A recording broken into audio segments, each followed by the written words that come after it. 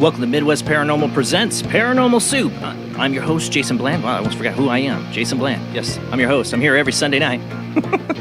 Our guest tonight, Dr. Kimberly McGeorge. She is a naturopathic, if I'm saying that right, doctor, energy healer, remote viewer, paranormal expert, and consciousness teacher. She's very soupy. We call these kind of guests soupy. That we get into so many different paranormal topics with guests like this. And I've been excited to have her on. We had a little confusion with scheduling this Sunday, so I wasn't sure if I was doing open lines or having a guest. I'm glad I got a guest because Jamie won't be joining us. She's still trying to get her rest. She's recovering. As you know, she's been sick, but she's getting better. She's doing good. But I just want to make sure she gets her rest tonight. Rob's with us, of course. He's all better, thank God. I'm doing good, thankfully, except for not remembering who I am. But our guest tonight, Dr. Kimberly McGeorge, will join us after our first commercial break, after the World Wide Web of Weird. And speaking of that, we have a lot of weird to get to, of course. Every Sunday night I do 7 articles, World Wide Web of Weird. I had several I had to decide what I was going to add into the show. And I think I made a good pick. You'll let me know in the chat tonight. All right, guys, we got a lot to get to, so let's go ahead and get rolling on into it.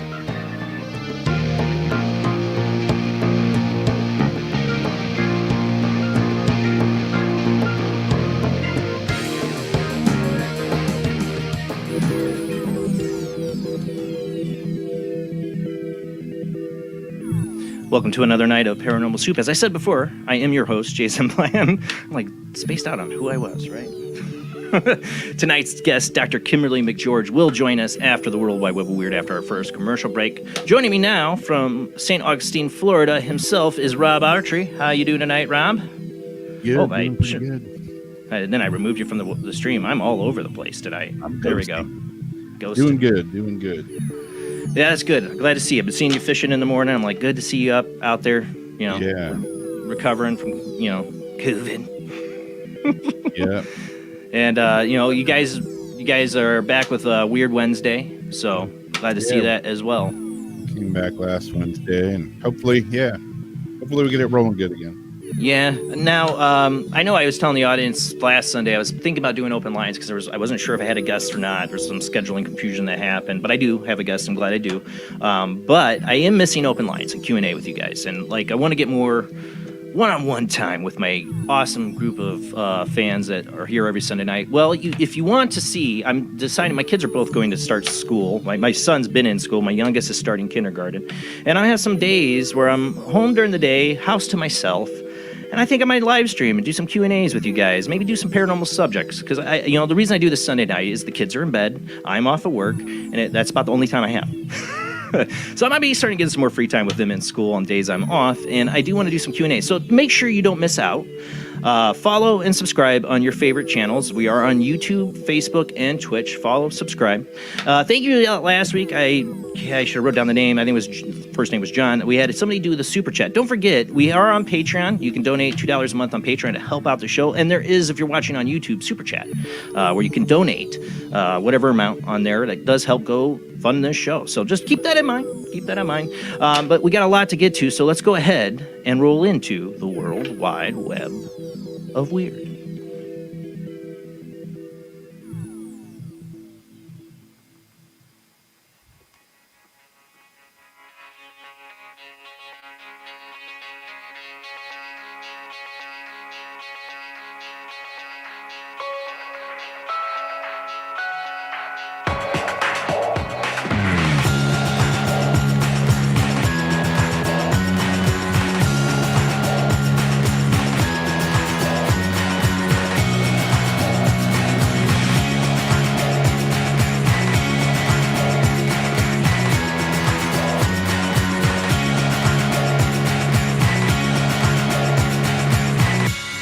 Tonight on the World Wide Web of Weird, I figured to continue this story we've covered several times on the World Wide Web of Weird because there's more news on that.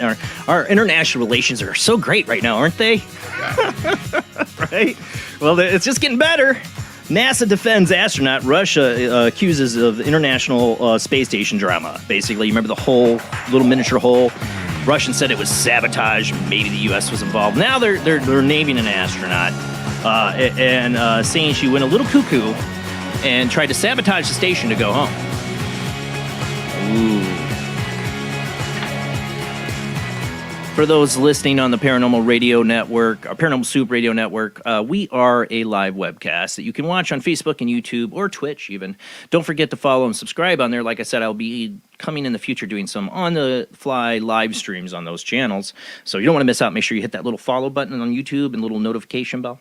But back to the story. NASA defends astronaut over Russian ISIS drama. Let me pull the World Wide Web of Weird that Rob is running here. NASA's made a statement in the defense of one of its astronauts after Russia accused her of misconduct. The Russian news agency TASS, take away the TASS, which speaks with authority of the Russian government, recently raised some eyebrows after it claimed that NASA astronaut Serena Anand Chancellor had suffered an emotional breakdown aboard the International Space Station back in 2018 that had led her to deliberately damage a Russian spacecraft in an effort to expedite her return to Earth. When NASA initially responded to the claim, it offered a surprisingly unconvincing defense of the astronaut, saying, to protect her privacy, the agency will not discuss medical information regarding crew members. Now, however, the space agency has offered a much more robust defense of Anand Chancellor. NASA astronauts, including Serena Anand Chancellor, are extremely well respected, serve their country, and make invaluable contributions to the agency, said Kathy Luders, chief of the human spaceflight. We stand behind Serena and her professional conduct. We do not believe there is any credibility to these accusations. NASA has always been somewhat hesitant to criticize Russia due to its ongoing partnership with the country. However, in this case, it seems that Russia may have been looking to place blame on NASA to deflect attention away from its own recent technical issues. Technical issues? Yeah. Yeah, that's just great. Like, screw you, Russia. On to another country we have great diplomatic relations with. Sarcasm. From Coast to Coast AM, I think I have this here. I have this article, but this is from Coast to Coast. I'm reading it from. North Korean defector shares fascinating perspective on UFOs and extraterrestrials. I'm always curious on these countries like China and North Korea, especially dictatorships. What are people experiencing UFOs over there, especially in Asia, East Asia, in that area. Well, the UFO phenomenon, the possible existence of aliens, is from Tim Binnall from Coast to Coast. Of aliens are widely popular subjects in numerous countries around the world. A North Korean defector says that residents of the Hermit Kingdom are largely either uninterested or outright unaware of these topics. The fascinating perspective was shared by Hung Sung Lee, who fled the country in 2014 as part of a series known as Ask a North Korean from the website NK News. Question is whether or not North Korea believes in UFOs. He explained that very few people in the country care about the subject. They're just trying to survive, and provide some remarkable insight in reason to why that this is the case. According to Lee, while state-run television in the country has occasionally screened foreign science documentaries containing UFO stories, residents are unable to independently obtain any books or movies about the subject. Additionally, he noted that the schools in North Korea do not teach students very much about space aside from planets, and that it's about it. All this has changed somewhat as the country has begun developing intercontinental ballistic missiles and satellites. Lee says that most North Korean people are not interested in space or the possibility that there could be alien beings living somewhere out in the universe. Well, guess what, North Korea? You start getting those nukes, I bet you're going to see some aliens. While some residents who have been afforded the opportunity to study abroad may be aware of the phenomenon, the defector reveals that the word UFO likely isn't even part of the vocabulary of the average North Korean. Similarly, he said if someone was asked what they thought about extraterrestrials, most people would simply draw a blank. Thinking back to his time in school, the defector could not recall ever discussing the possibility of extraterrestrial life with anyone during my many years as a student in North Korea. This is so sad. But I'm interested in this, as we always talk about nuclear weapons and capability and UFO interest. If North Korea has been trying to develop this, as all the other governments tell us they are in the media, then they got to be having some UFOs show up, you would think. Maybe it's now a more recent phenomenon. Maybe they are talking about it because they are seeing it. We'd love to know. We won't know because it's North Korea. Exactly. Sadly, those poor people. Moving on. Over in the UK, our relations are great with them right now, too, right? Sorry. Our relations are great, like worldwide. World Wide Web of weird, people. And America's really sucking right now. Mystery surrounds light under River Thames. Thames? Yeah, River Thames. All the UK people listening right now are like... Yeah. A Canary Wharf resident was left baffled after she captured footage of a flashing light under the water. Something unusual may be lurking beneath the waters of London's iconic river. That is at least according to a footage recently posted on Canary Wharf and Isles of Dogs Facebook group. The clip was posted up on August 15th by Juliana Asyanovich, if I'm saying that right. I'm so sorry, Juliana, if I got it wrong, who had been out and about when she noticed the peculiar flashing light shining beneath the water surface. Clearly visible in the darkness, light blinks on and off at rapid pace. Some speculate there could be a submarine parked beneath the water, while others suggested that it could be some sort of beacon designed to warn ships about a hidden hazard. Others also suggest it could be something that someone has dumped in the water. They'd have to really get out there to dump it in the water. You'll see. It's probably the location of a plug, one person joked. All you have to do is pull it out. Ah ha ha. All right, go ahead and play that video. There's no audio on this. It's just the video, but it looks pretty bright to be underwater. I mean, it's way out there. Watch when it zooms back. You'll see how far out. It's like it's not just a cell phone somebody threw out there. They'd have to have like a quarterback arm for this. Look how far that is. And it wouldn't be that right on the surface. I mean, whatever it is, it's like right below the water, which I find odd. You know? Yeah, and to be that far out there, I mean, it's a pretty intense light, you know? You're right. I mean, if that was on the bottom, I don't know how deep the River Thames is. Thames. Thames? River Thames. I got to bring out my inner Doctor Who. But I can't imagine that'd be something on the bottom that bright. Maybe. I don't know. It really looks like it's got to be close to the surface, but what? Like you said, maybe it is some kind of warning beacon to let ships know. I didn't know if they do that. I don't know. I doubt it's a UFO. Now, if this thing was moving underwater, it wasn't just blinking in one spot. I mean, I would love to know how long it blinked. I'd been standing there forever waiting for that thing to die or see what it was. But if it was moving under the surface with that light, then I'd be really curious.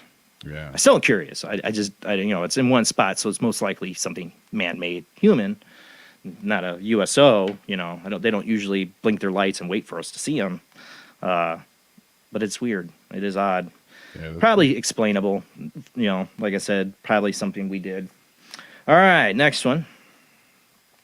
So from another over the sea, across the pond, BBC.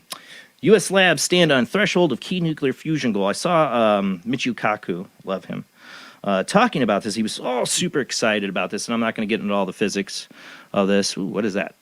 I We don't lose know. it? My computer just went crazy.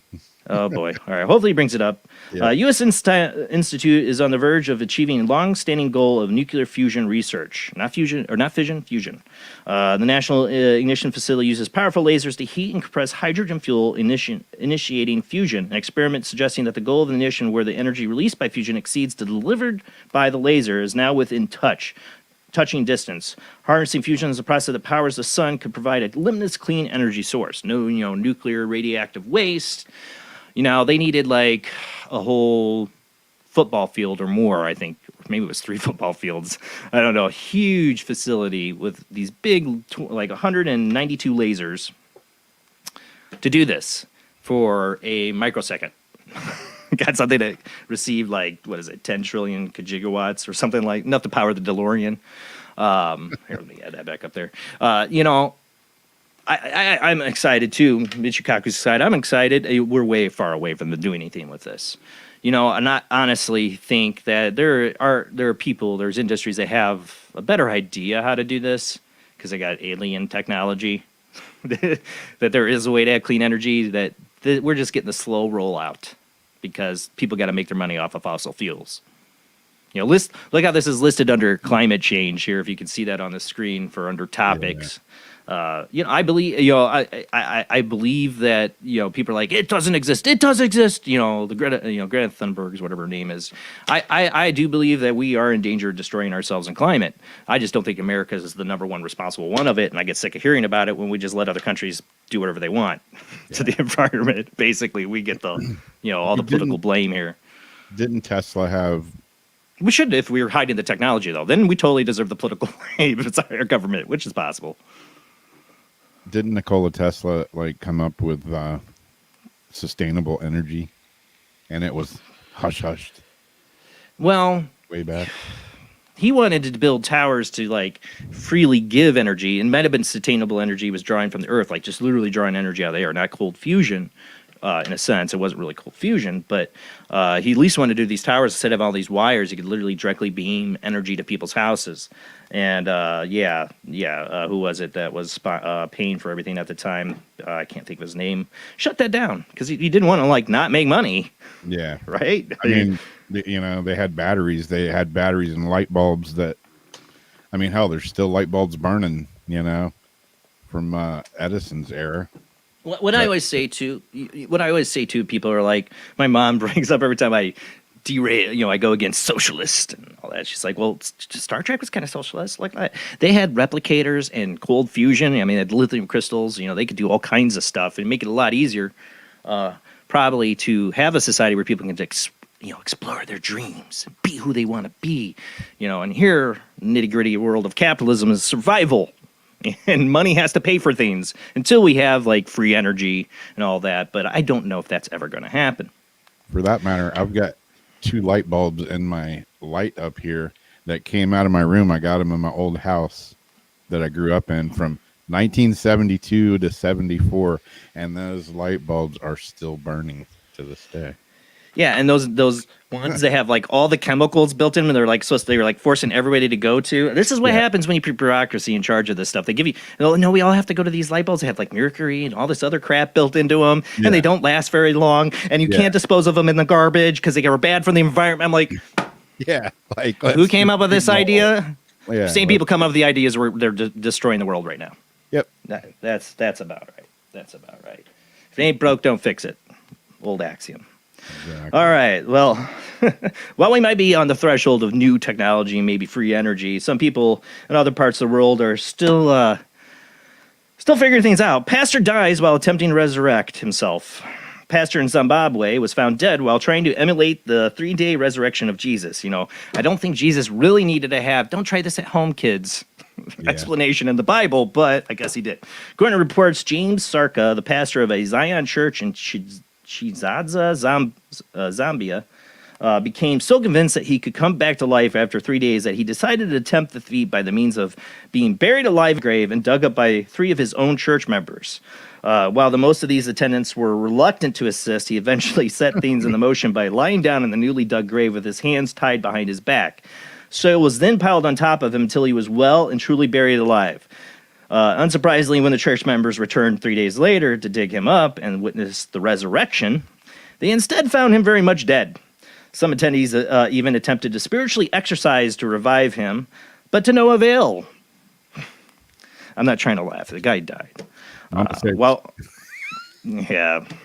Stupid dust. You ever seen a Horrible History? That if I could play that without getting striked, I would play stupid dust. Stupid because they're true. While one of the three men who assisted with the stunt has since been handed himself into authorities, the remaining two are still at large and currently being hunted down by police.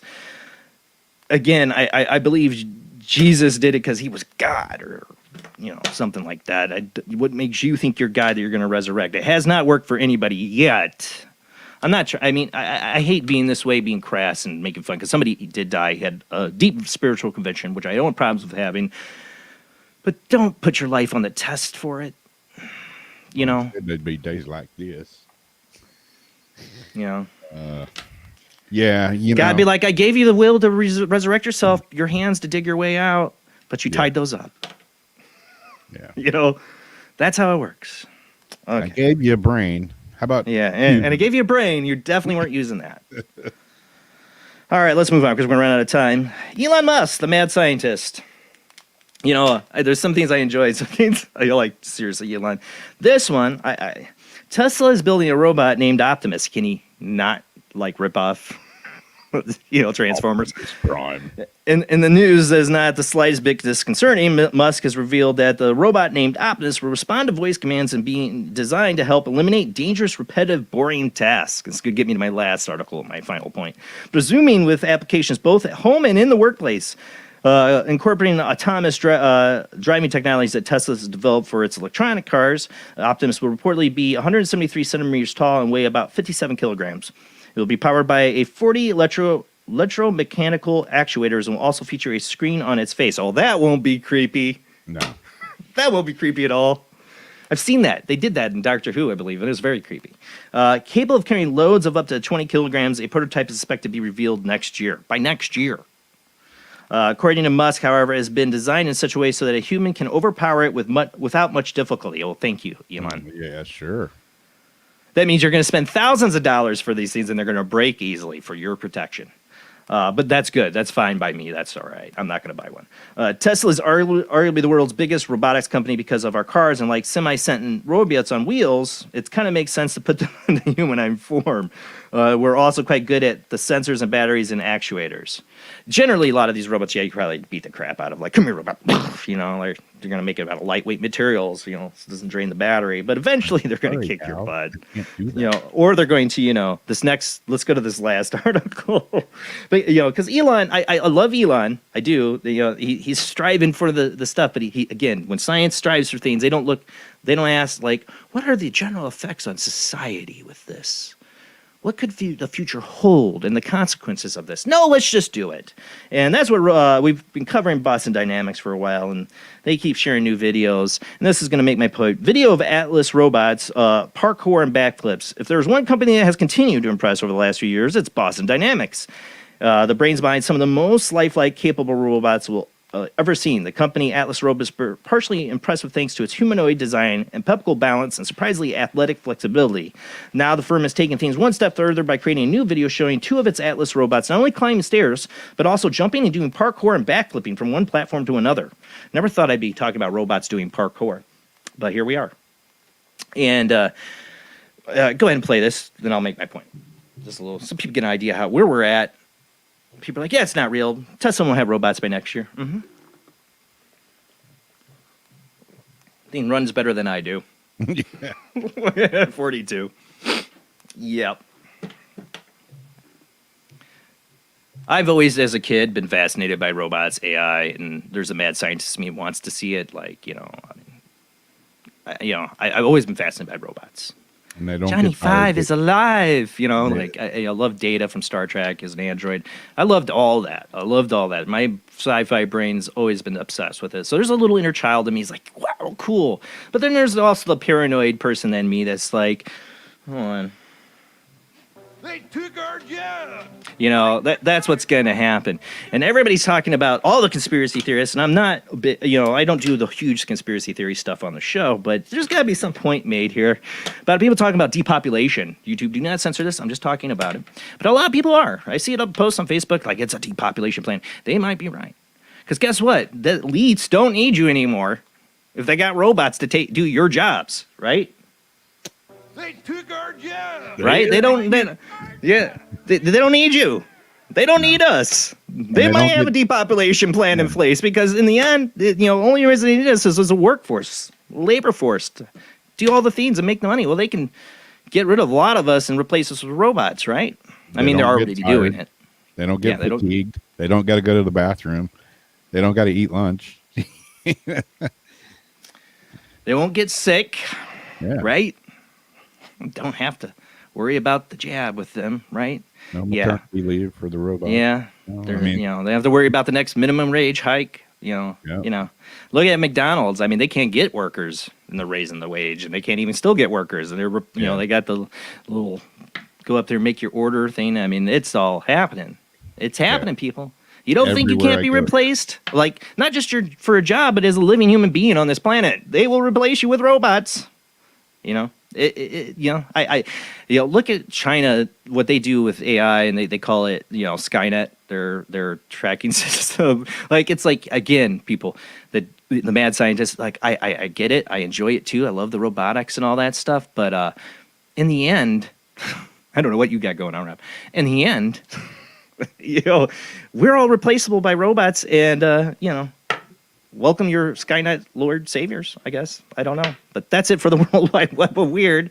Just to leave on that last note that, yeah. One more time.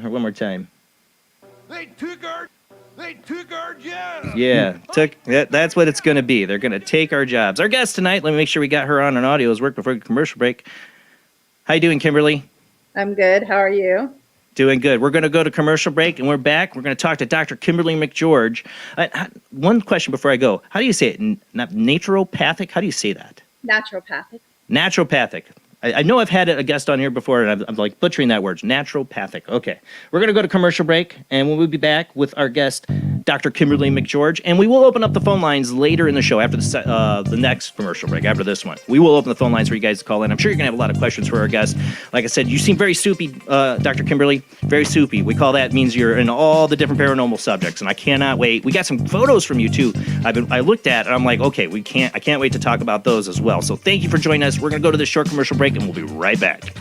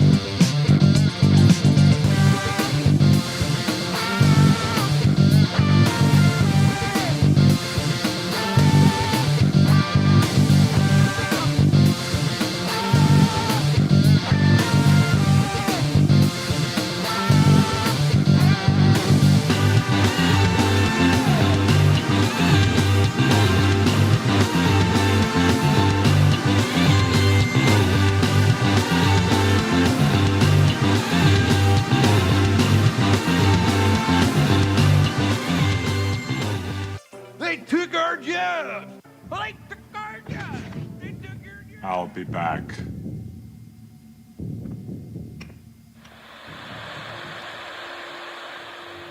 Join us every Wednesday night at midnight Eastern Standard Time for Weird Wednesday, the live stream, with your hosts Jamie, the Living Dead Girl, and Rob, the Phantom, where we'll talk about all things paranormal, including zodiac, astrology, tarot card and oracle card readings, live ghost boxing and spirit communication, where we'll do voices from beyond the cold case files.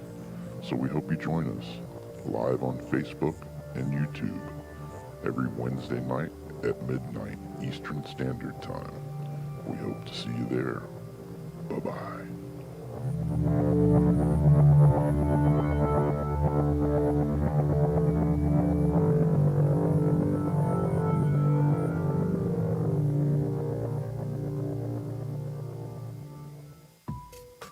Since 1948, Fate magazine has brought you reports of the strange and unknown, all of them true. Fate Radio is carrying on that tradition, bringing you the unusual, macabre, strange, and bizarre. Join host Kat Hobson Sunday nights from 8 to 10 p.m. Eastern on WBHM Digital Broadcasting.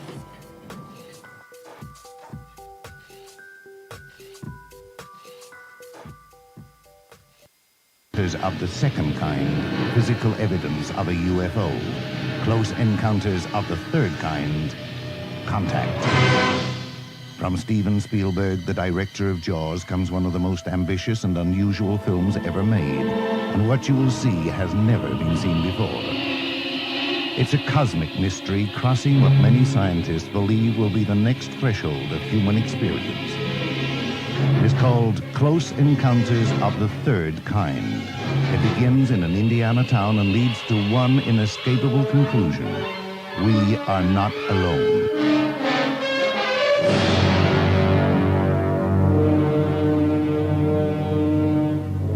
Close Encounters of the Third Kind. Certificate A. Now showing at the Odeon, Leicester Square.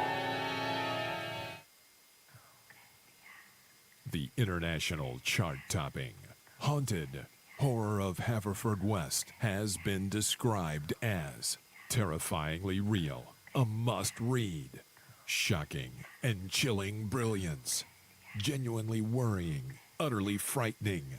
Don't read before bed.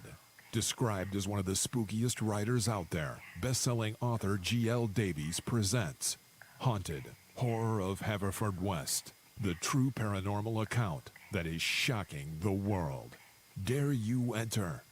Dare you read? Haunted Horror of Haverfordwest is available on Amazon, Barnes & Noble, Kindle, and wherever books are sold. Pray you never have to live there. This is the sound of a space clock aboard a U.S. satellite 180 miles above the Earth. No one winds up this timepiece. It's powered by a tiny battery, a battery that delivers power for years without replacement. Now the same type of battery, the Duracell battery, can bring new reliability and long life to your battery-operated equipment. Radios, cameras, toys, all run far longer. Duracell batteries, the long-distance power cells, outlast any ordinary battery. The same type of battery that keeps space clocks running for years can bring long life to anything powered by batteries. Dura, as in durable. Cell, as in power cell. The Duracell battery, made by Mallory. Are you intrigued by Paranormal Talk Radio? You'll love the new Paranormal Radio app from Talkstream Live. You'll find a great selection of talk shows covering UFOs, ghosts, strange phenomena, and much more. Download the Paranormal Radio app now and start listening to the very best in paranormal talk entertainment, including the network you're listening to right now. The Paranormal Radio app, free in Google Play and the iOS App Store. Switch to DCS ranging. 240, nominal to profile. We're in the pipe. 5 by 5.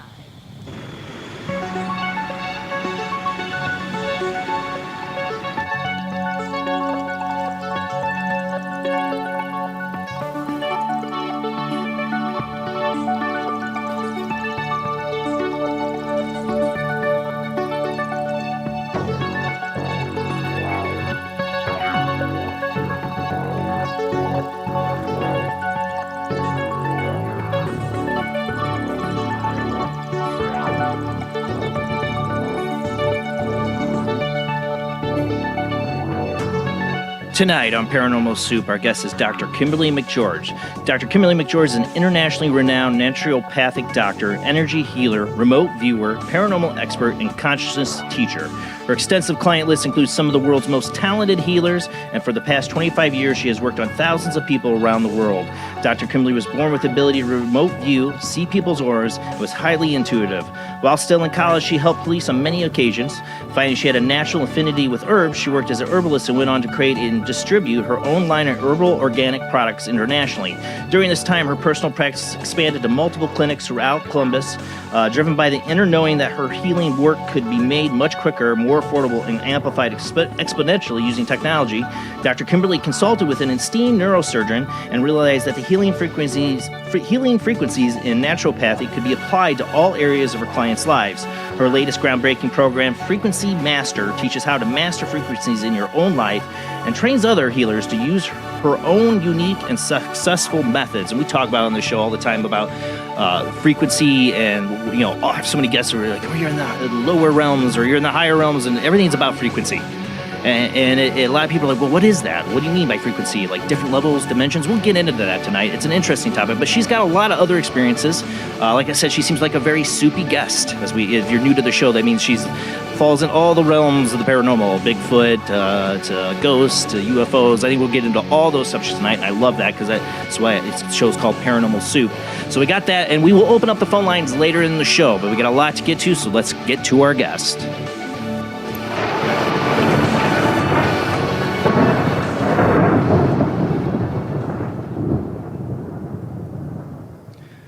Welcome to the show, Dr. Kimberly. It's an honor to have you on. Oh, thank you. My pleasure. Now, I gave your bio, and it's the first time we've had you on the show. And I'd love to, hear, I'm always interested in how people get involved in this kind of life, the weird life like we live, that see things that others don't, believe in things that most don't, and experience life very differently than others. How did this all fall down for you? Yeah. So, like many, I had no choice. I was, as you mentioned, I was born with various types of abilities. And actually, I thought it was normal, which is really interesting because I was just talking to a friend of mine, and we want to kind of do away with the whole paranormal term because really, as infinite beings, that are unlimited, these abilities are all normal. Strange experiences in the upper realms, as you were talking about, in the upper densities, in the higher dimensions. I like the word density better, but a lot of people say dimension. This is normal. I mean, if you can't hack the strange and unusual in the third dimension, you're going to be pretty sunk when you get your frequency up when we get out of here. You're not the only one that feels that way. I mean, being in this field for so long, I know so many people have said the same thing. Like, I really don't like the term paranormal, and I think a lot of us feel that inner deeply because it is normal. It's it's been my experience since day one. Oh, yours too. And I don't know your story, so I'll have to go back to whatever show you did where you talked about it, or you'll have to. Oh, I love to talk about myself. I'm sure I'll bring up a story or two tonight because I always do. That's good. But but it is sad because as a child, even though they do all that stuff to us, they put silver in our eyes. Everybody's like, oh, they put silver in your eyes to disinfect. No, they put silver in your eyes to shut down your third eye. Everything they do. Really? Oh yeah, almost everything they do, of course. What do you mean, like silver in your eyes? Like they put like this silver. When a baby's born, they put like the silver drop. It's not really colloidal silver; it's stronger than that. But of course, your eyes connect to your brain and your your eye, and so they want to get the metals in, start getting the nanotechnology in, start getting the metals in early to shut down, any remnant of natural ability you might have when you come in here. So, just really sad. And of course, as a typical baby, I was born in Army hospital, so I'm sure I got the special treatment. But as I grew older, I really felt out of place. Like I didn't belong with the family I was in. I had a full adult mind when I was in a baby body, which is very uncomfortable, obviously. Yeah. To not be able to walk and be laying under a butterfly MK Ultra, of course. What other type of mobile are they going to give me, those handlers, but yeah, so it's just very frustrating. And then to realize that really you're the only one. I mean, I went to school outside of Chicago and I never met anyone like me. I mean, I was in a huge elementary school.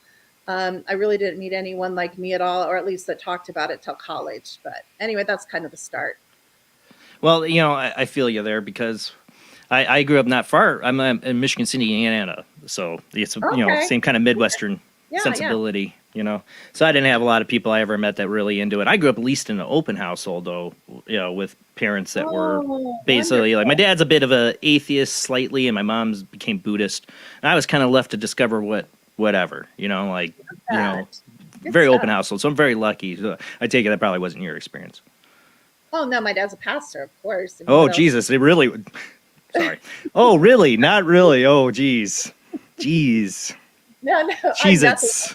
I'm an atheist now. I mean, I'm absolutely. I don't believe in God. I don't even believe in God. I went from going to Christian school and private college, Christian college, and my dad's a pastor, and they're horrified. I actually told them. I think I told them a couple months. I only told them a couple months ago, really the extent of it, and I'm waiting for the big conversion because they exorcised me. A what? Many. Exorcism. They Yeah. exorcised. I wasn't assuming that they were making you run a treadmill. No, well, No, I got the reference, but I'm still going, what? oh, no. They were constantly trying to get my abilities out of me, as I grew up. Like demons be gone?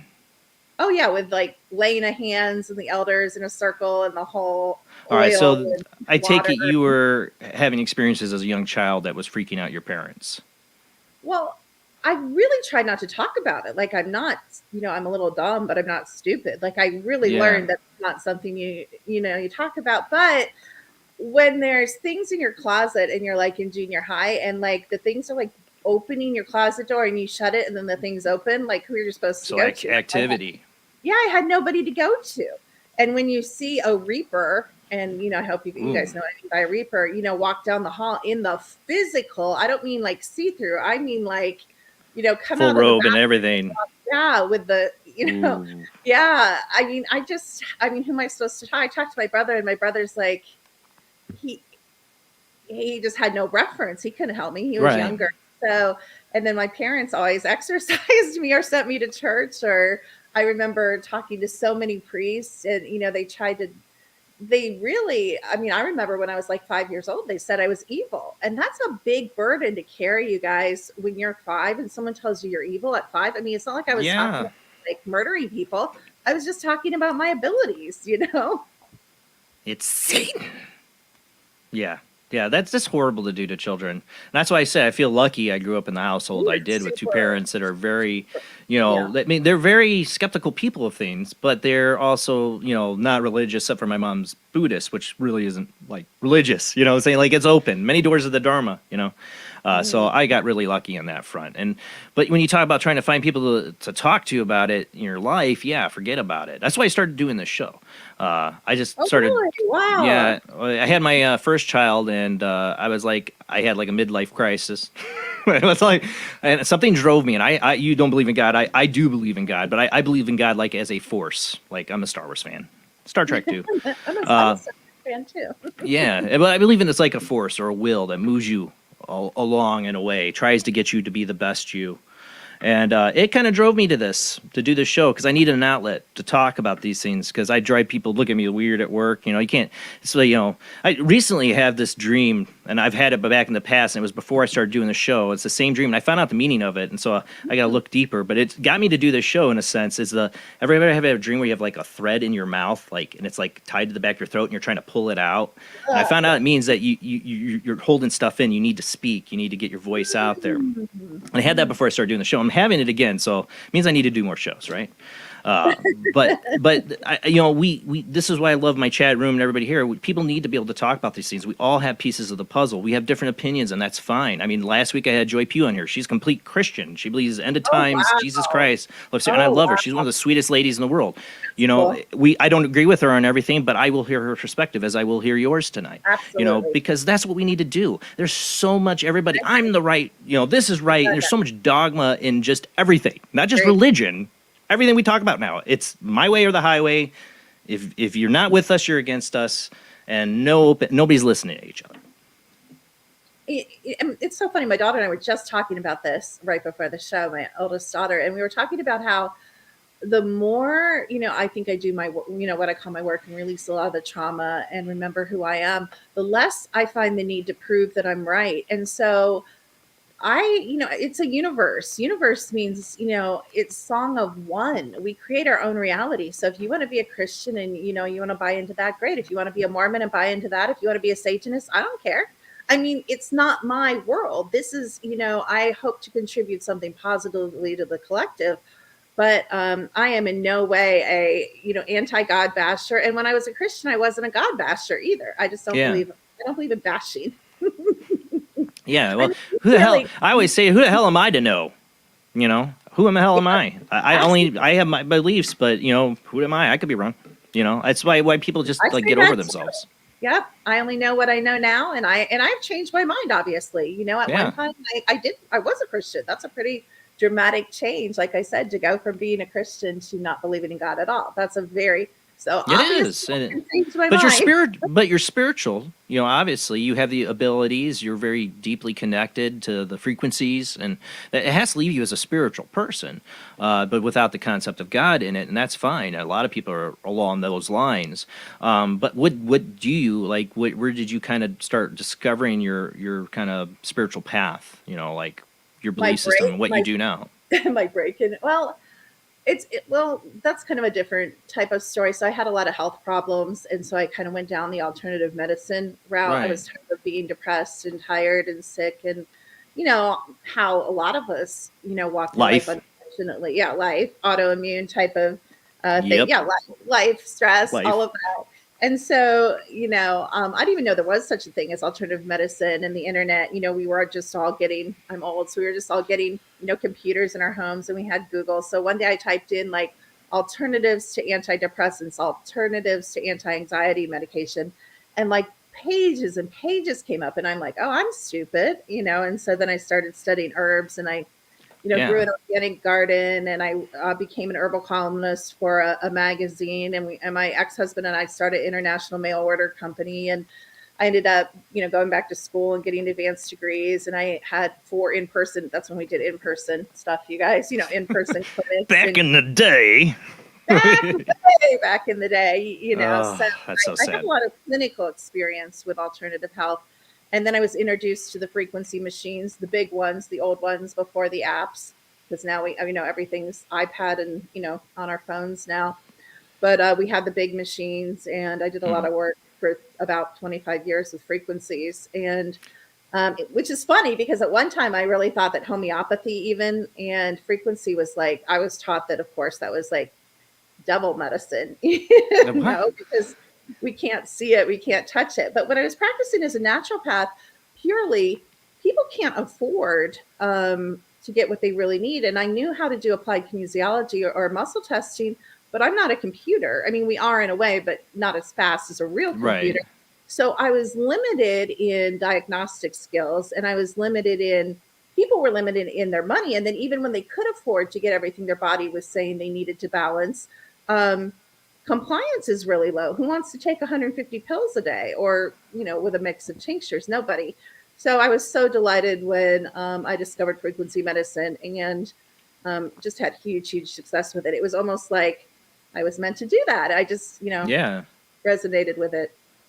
I don't know a lot about it. When I was in my 20s, there was a good new age kind of spiritual shop that run by a really nice lady who was really into like those frequencies, and she called it quantum frequency. I can't remember, but like do like remote frequency, like helping people like remotely, sending them frequencies and all this stuff. And Oh, wow. I remember, yeah, and I was like, and I got in real big trouble when I said, so if you could do that remotely and like help them, could it be used for negative? Because I'm always that guy.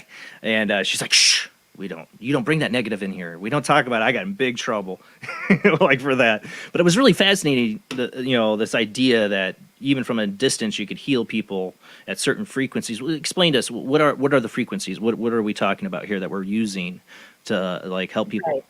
So everything, and it's actually not just in 3D. It's it doesn't matter if you're in 21D or 1005D. You'll find as we leave this density dimension, everything will always be frequency. So you're never going to lose your Right. numbers. Numbers are here forever. You might lose your language. You might speak a different language. You might have a different avatar, but you're stuck with frequency because Yeah, absolutely different every single avatar. thing- I like that. yeah. I think a lot about that too. Maybe if we get the med beds in, the ever promised, which is a whole nother subject, but the ever promised Yeah. med beds where you can pick your age, that'd be fun. You could also switch avatars, so that's another subject. But Oh. yeah, so we're all like radio, and not just us, everything, insects, trees, your house has its own frequency. But as a human being, we're a combination of every thought, every belief, every memory, and some of us are very old, I believe, as spirits. So there's a lot of frequencies in there. Every physical imbalance, every virus, every bacteria, everything has a frequency. So when you're, looking at a frequency of a person, all those frequencies are vibrating. You're Right. vibrating as a kind of a average frequency. It's either high, low, or in between. But then each of those individual things also has a frequency that's vibrating, and it can all be read by quantum tech that they've allowed us to have. Thankfully, I'm so glad. So I don't need you to be here because I just need your voice print or your picture. And if you Right. want later after a break, I could snap your pic and I could give a little sample on you or Yeah. any audience, Yeah. whoever, but everybody's always like, oh, do I have to come see you? I'm like, no, I have clients all over the world and I have for years. And I'm very, very good with the technology. I believe we have a good relationship. So it just scans you and tells, kind of what's up. It can, From and like just a photo, like so you would snap a pic of me on this, and it would like scan it and give you a kind of yeah, like because a you're, readout. and it's so funny because have you heard Yeah. of like the different indigenous tribes? They wouldn't let people take their pictures when the white men or But the well, they foreigners, thought it was going to capture their soul. because it does. That's what I do. I've talked about this on the show. Like I said, I like to talk about myself and share my own experiences and relate. I've talked about on the show countlessly how many times one of my most intense, like, psychic experiences, like, where I just knew something, is I held a picture of this deceased gentleman in this house. It's a long story. I want to get totally into it, but basically, I knew without having any information what his first name was, and Wow. basically almost nailed his last name. Was really close to the last name. I was getting it. I was hearing the voice in my head. I knew he was an alcoholic. That his kids really like despised him towards the end, and that he hid all this World War II stuff in the house, and they found it 2 weeks later. The stuff that he hid. It was one of my. I don't go around saying I'm psychic or anything, but I've had experiences that make me believe it's real, like this one, and it all came from holding a picture of him in his coffin. I mean, what more of an image capture is somebody dead, in a coffin? And Yeah. that convinced me that people can pick up energies from photos. Yeah, and that's the same thing. It's. I mean, they have a term for it. It's called radionics. So in a way, that's how voodoo works. You can take a pic. I probably shouldn't share this. See, I don't believe in positive and negative. I believe everything is just a choice, and this is a game, and we choose Right. how we want to play. But I probably should talk about this. But you can take dark pictures. side. Have you ever seen the little kids and they like scratch out their boy that like spit on them eyes? That's voodoo. That's That always picture creepy. is a holographic frequency that is attached Right. to that person. And actually, that's what people don't understand. They're like, do you have to have a current picture? I said, no, I don't have to have a current picture. You could give me a baby picture and I'd be 100% accurate. Or you could give me a picture from a second ago, because all time is now. So that's Right. that's still you. You think it's you as a baby because you think time is past, present, and future. But there is no past, present, and future. There's just now and now and now and now and now and now and now. Yeah, time is an illusion. We've heard that. And in a hologram, you can break up a hologram into millions of little pieces. We were just talking about this last week on the show, Oh, were and you? it still Okay. holds the whole picture within each piece. Absolutely. So, in And the that's picture how of the we whole access. timeline, I guess. Yep. Well, and I call myself the lazy psychic now because what I used to do when I practiced as a medical intuitive is I Yeah. have the awesome ability, haha, a little bit facetious, to merge with anybody. And so I can become anybody from the inside out, but that has a really high energetic price because everybody, of course, Right. has tremendous darkness. Everybody has light. Yeah, it doesn't seem like you'd have a good time. And when it's physical stuff and you're crawling around in someone's Yeah. liver, it's not, I'm telling you guys, Ooh. from the inside out, it's not a good time. Yeah, I don't want to be any part of anybody. So now I get to no. do everything from the outside. And, I have the knowledge base, from practicing as a naturopath and from being a medical intuitive. I have a knowledge base to put a lot together, that comes up. Well, I mean, and nowadays, everybody believes everything can be fixed with a pill, quick fix, or an injection. Everything be quick fix. That's the American way. And I think there's so much in our aspect in our lives that we just don't know. That people we have no understanding of what's going around us. For my experiences of just, when we talk about frequency, I've seen things. I've seen things. I've seen dead people. I've seen dead people. I've seen spirits. I've seen things I don't know what the heck they are. I've had a shadow experience. I know there are things around us that we cannot see. I mean, just think about it. You have bacteria that are all over you, that are living part of you as symbiotes. I think on a spiritual level, we do too, in good ways and bad ways. There's things that are helping us in a symbiotic way on the other side, and there are things that are parasitic on the other side that can really harm us. I had an experience that almost drove me to the brink when I was 17, 18, with a shadow person, if you want to call it that. Demon. I don't know. It was bad, and it tried to drive me to hurt others or hurt myself. It was real bad, and I've never lost sight of the fact that that's when I discovered that I believe in a higher power, because I believe a higher power saved me from that. Be it God, the Force, whatever, saved me, and it made me realize there is a dark side. There are people being afflicted every day we don't even know about by things they don't understand, and it make you feel sick. It can make you feel crazy, and they don't know one to talk to. You go to a psychologist or to a doctor about these things, they're going to give you a pill and lock you up. Oh yeah, absolutely. And my daughter's like, "Hey mom, how are you going to help this woman?" And I'm like, "Well, what's her problem?" And she said, "Well, she has an invisible snake wrapped around her neck." I'm like, no. I hate snakes. Oh, no. I've heard. Well, I'm like, that's easy. Give me a hard one. What we've been seeing an increase in too is we've been seeing an increase in human discarnates inside of people. Mm-hmm. Like walk-ins, basically, like attachments of people whose spirits. They want a body. Not even just recently died, but they're disembodied ghosts. Yeah. People call them ghosts. I call them discarnate. But we've been seeing a huge increase because our technology can see that. And I love the technology because it's impartial. It's not opinion. Energy doesn't lie. Frequency doesn't lie. Frequency never lies. So I have so many stories. I have a good story of this guy. He was about in his 40s and he wanted to climb Mount Everest. So he went to his doctor, and his doctor cleared him to climb Mount Everest. And then he came to see me, and he's like, "I just want to see if you pick up anything the doctor missed." And I said, "Okay, go ahead and climb Mount Everest." He goes, "Why are you saying it like that?" And I said, "I have a great bedside manner, you can tell." And Right. He said, "Yeah, you'll be fine." I said, "Go ahead." And he goes, "Why are you saying it like that?" And he got kind of hostile. And I said, "Because you have a parasite in your lungs, and you won't even make it halfway up. You'll be dead." And he cussed me out. He called me, an FB, in other words, the 4-letter C word. And he stalked out, and he almost broke my equipment. He was so mad. Well, and I said, "Do not ever put him on my schedule. I'm never going to talk to him again." Well, like 4 weeks later, who's on the schedule? The same guy. So I told you. She's like, no. You have to see him. You have to see him. And so I was like across the room. I wouldn't even go near him because he was kind of violent. Yeah. He goes, no. He goes, "Can I hug you?" I'm like, "No." And he's like, "You saved my life." I said, "How so?"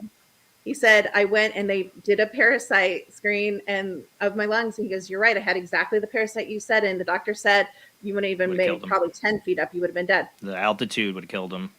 But that's what I mean. The technology doesn't lie. And I work with a lot of doctors and nurses, and I've even taken the technology into clinics, and it can detect things that even before the actual blood test or the brain tissue sample can detect. It can, because illness comes from the outside in and from the inside out. But it has to be in your energy field, in your auric field, before it hits the body as a diagnosed disease like diabetes or cancer or whatever. It comes in to the energy field, and we can stop it there. I remember seeing, when you talk about words, when I was a little kid, I remember seeing colors around people, but I thought it was just normal. And then it went away, and then in my 20s, I started to try to develop it, and I'm like, okay, that is real. It wasn't just childhood memories. I can see it. I can see it around people. I've never really been great at understanding the meanings of it, but I do still see it around people, and I see other things, One person has a question here. Steve, question for Dr. McGeorge. What is her view on crystals for healing purposes? Oh my gosh.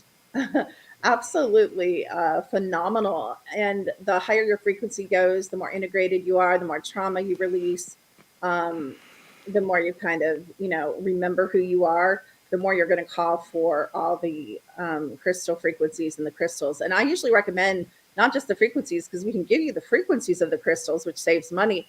But a lot of times, I mean, I have a huge, giant, white quartz I sleep with beside my bed for dream recall and lucid dreaming.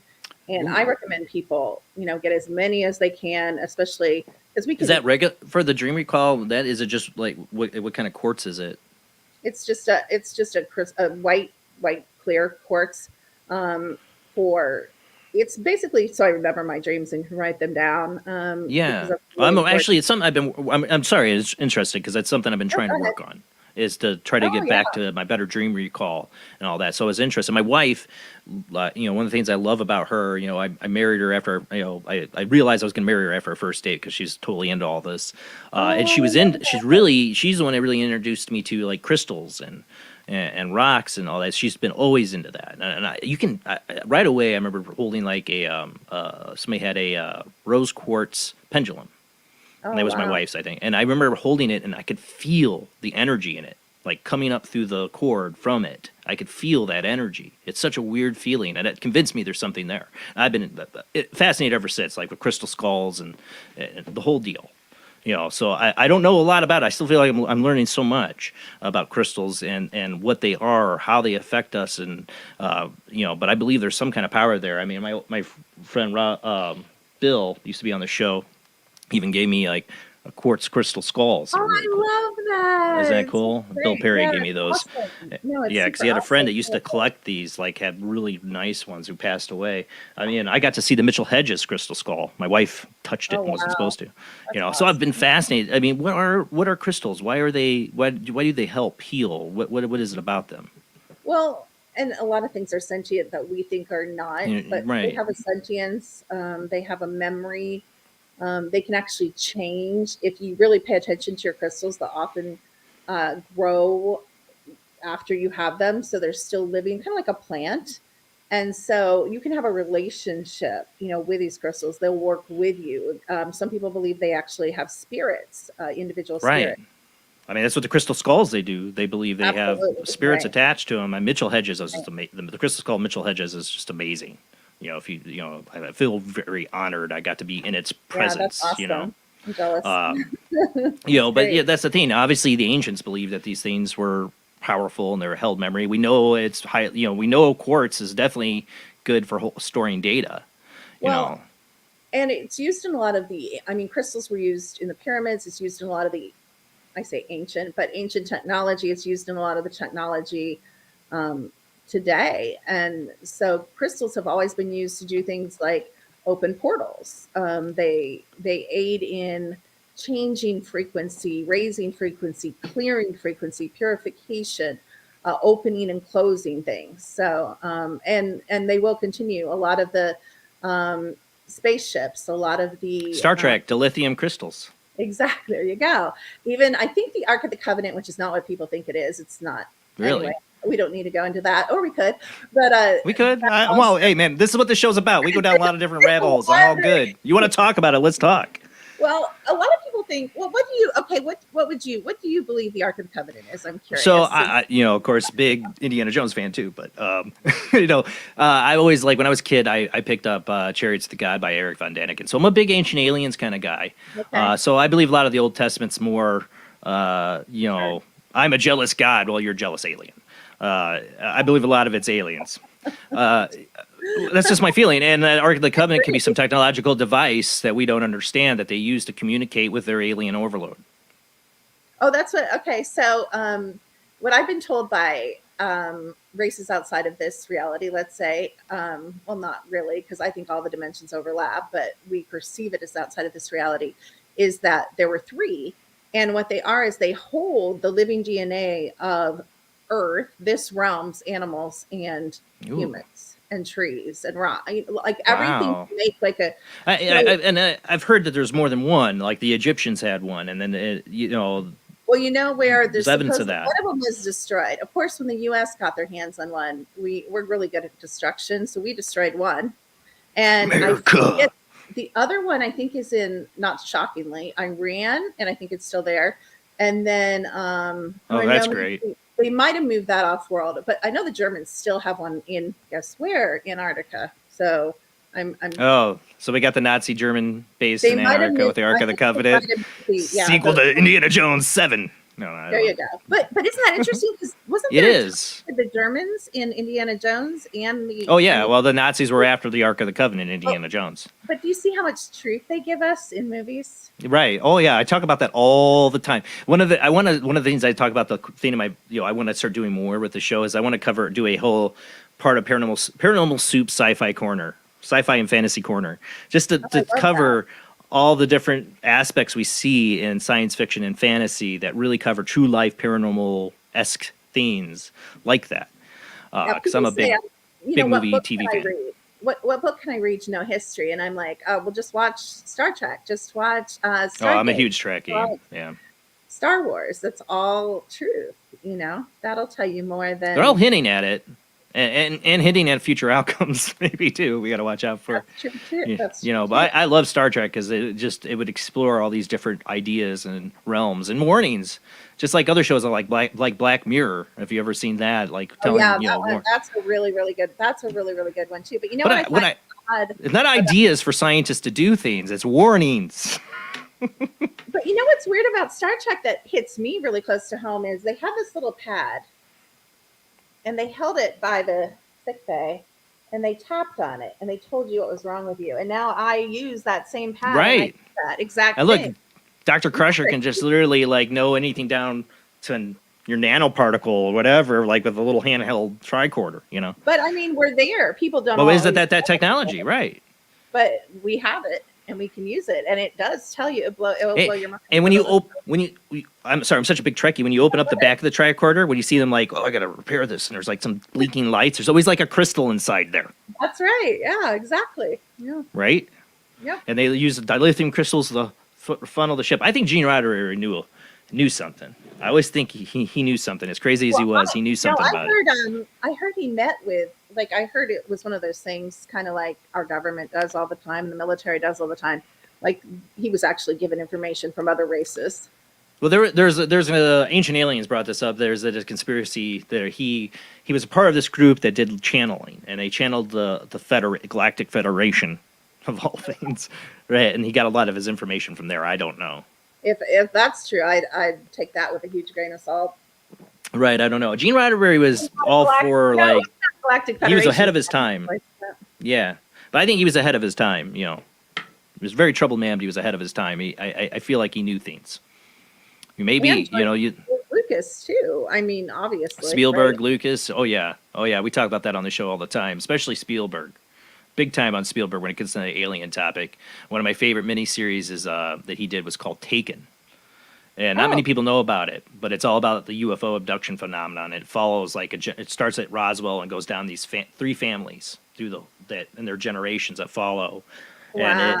And I he knows something. Look at Close Encounters of the Third Kind. I think it's in a way them trying to shape us or our idea of aliens. Did you hear about this? This just happened on the 21st. Was that Saturday? I don't know what day that was, but about the family of Friday. 4 and their dog, or 3 and their dog in California that they have hazmat people out there because they all died in the middle of their hiking trail and they have no idea why. Did you? Yeah, I saw that. I saw an article and I lost it. I was trying to find it again, and because my app shut down, I never found the article and I forgot about it. Yeah, what is that about? I don't know, but it seems really alien. It does seem odd. Yeah, it seems like it's probably one of those 411 weird alien. Yeah, the whole family, even the dog. To me, yeah. The whole family ate the dog? No, even the dog. Even the dog. I thought even the dog. I thought you said, yeah. I mean, it's out in the middle of the woods? No, wasn't it the mountains? They were hiking on a trail in the mountains, and it was 3 people with their dog, and they're all. But the fact that the government would bring out the hazmat team is very right. Me. What did they encounter out there? I mean, that should raise some alarm signals. We're gonna have to find that article. I forgot all about that. I ran across it. My app shut down. Maybe it's the government shutting it down. I swear, sometimes all the stuff I'm like, what is this? And then they're like, where'd it go? So I have to find that because I did see that. I'm like, what is this? And I forgot all about it too. Yeah, so that is really interesting. Aroused my curiosity. I haven't really. I mean, I ran it through the app or anything, but I might. We'll see. You should. You should definitely. Later tonight, we will open the phone lines for callers. When callers call in, of course, you can't see pictures or anything, but people will ask if you're able to feel anything or sense it. Do you do any of that over the phone by voice? Or will you? I don't know if I'm allowed to swear, so I'll say, heck yeah. No, don't. I Okay, love okay, that. cool. Yeah, no swearing. I try to keep it PG-13 because sometimes some kids do. It's not made for kids, YouTube, but sometimes kids tune it. Absolutely. I respect And I have children of my own sometimes that sneak in and see it. So Aw, I love yeah, that. my little weirdos. Hey, can I ask you a question? Yeah. Because I have 4 kids and they all have abilities. Do your kids have abilities? You know, I've wondered about that. Liam, I swear to God, can read minds. I swear that kid can, and he's talked about like having a past life and that. Whoa. Dean is like Dean, my oldest. He saw stuff when he was younger. Like I'll tell you a story. So we do instrumental transcommunication experiments on the show, ITC or spirit boxes, you know. Yeah, love and we do it live on the show. People call in. Well, when I was early on getting to set up that and set up the show and experimenting with it, I was down here with Jamie and somebody else. I think it was Lisa from England, who's like super psychic. So she was probably channeling energy into this. Yeah, Lisa, if you're out there, I miss you. You should hit me up. But she was a good friend, and they had those two on, and we're testing phone lines. We're doing the ITC, and like, it's talking to us. And then I got a really bad feeling. I said, I got to go check on my son. And he was like only 4 years old. And I go up there and find him under his table in his bedroom, like cowering. And I'm like, what's wrong? And he goes, I saw a man and a girl. And I'm like, what did they look like? He goes, the man had belts on his shirt and glasses. I said, what'd the girl look like? She had dark hair and she had a white dress. Wow. And they were just staring at me.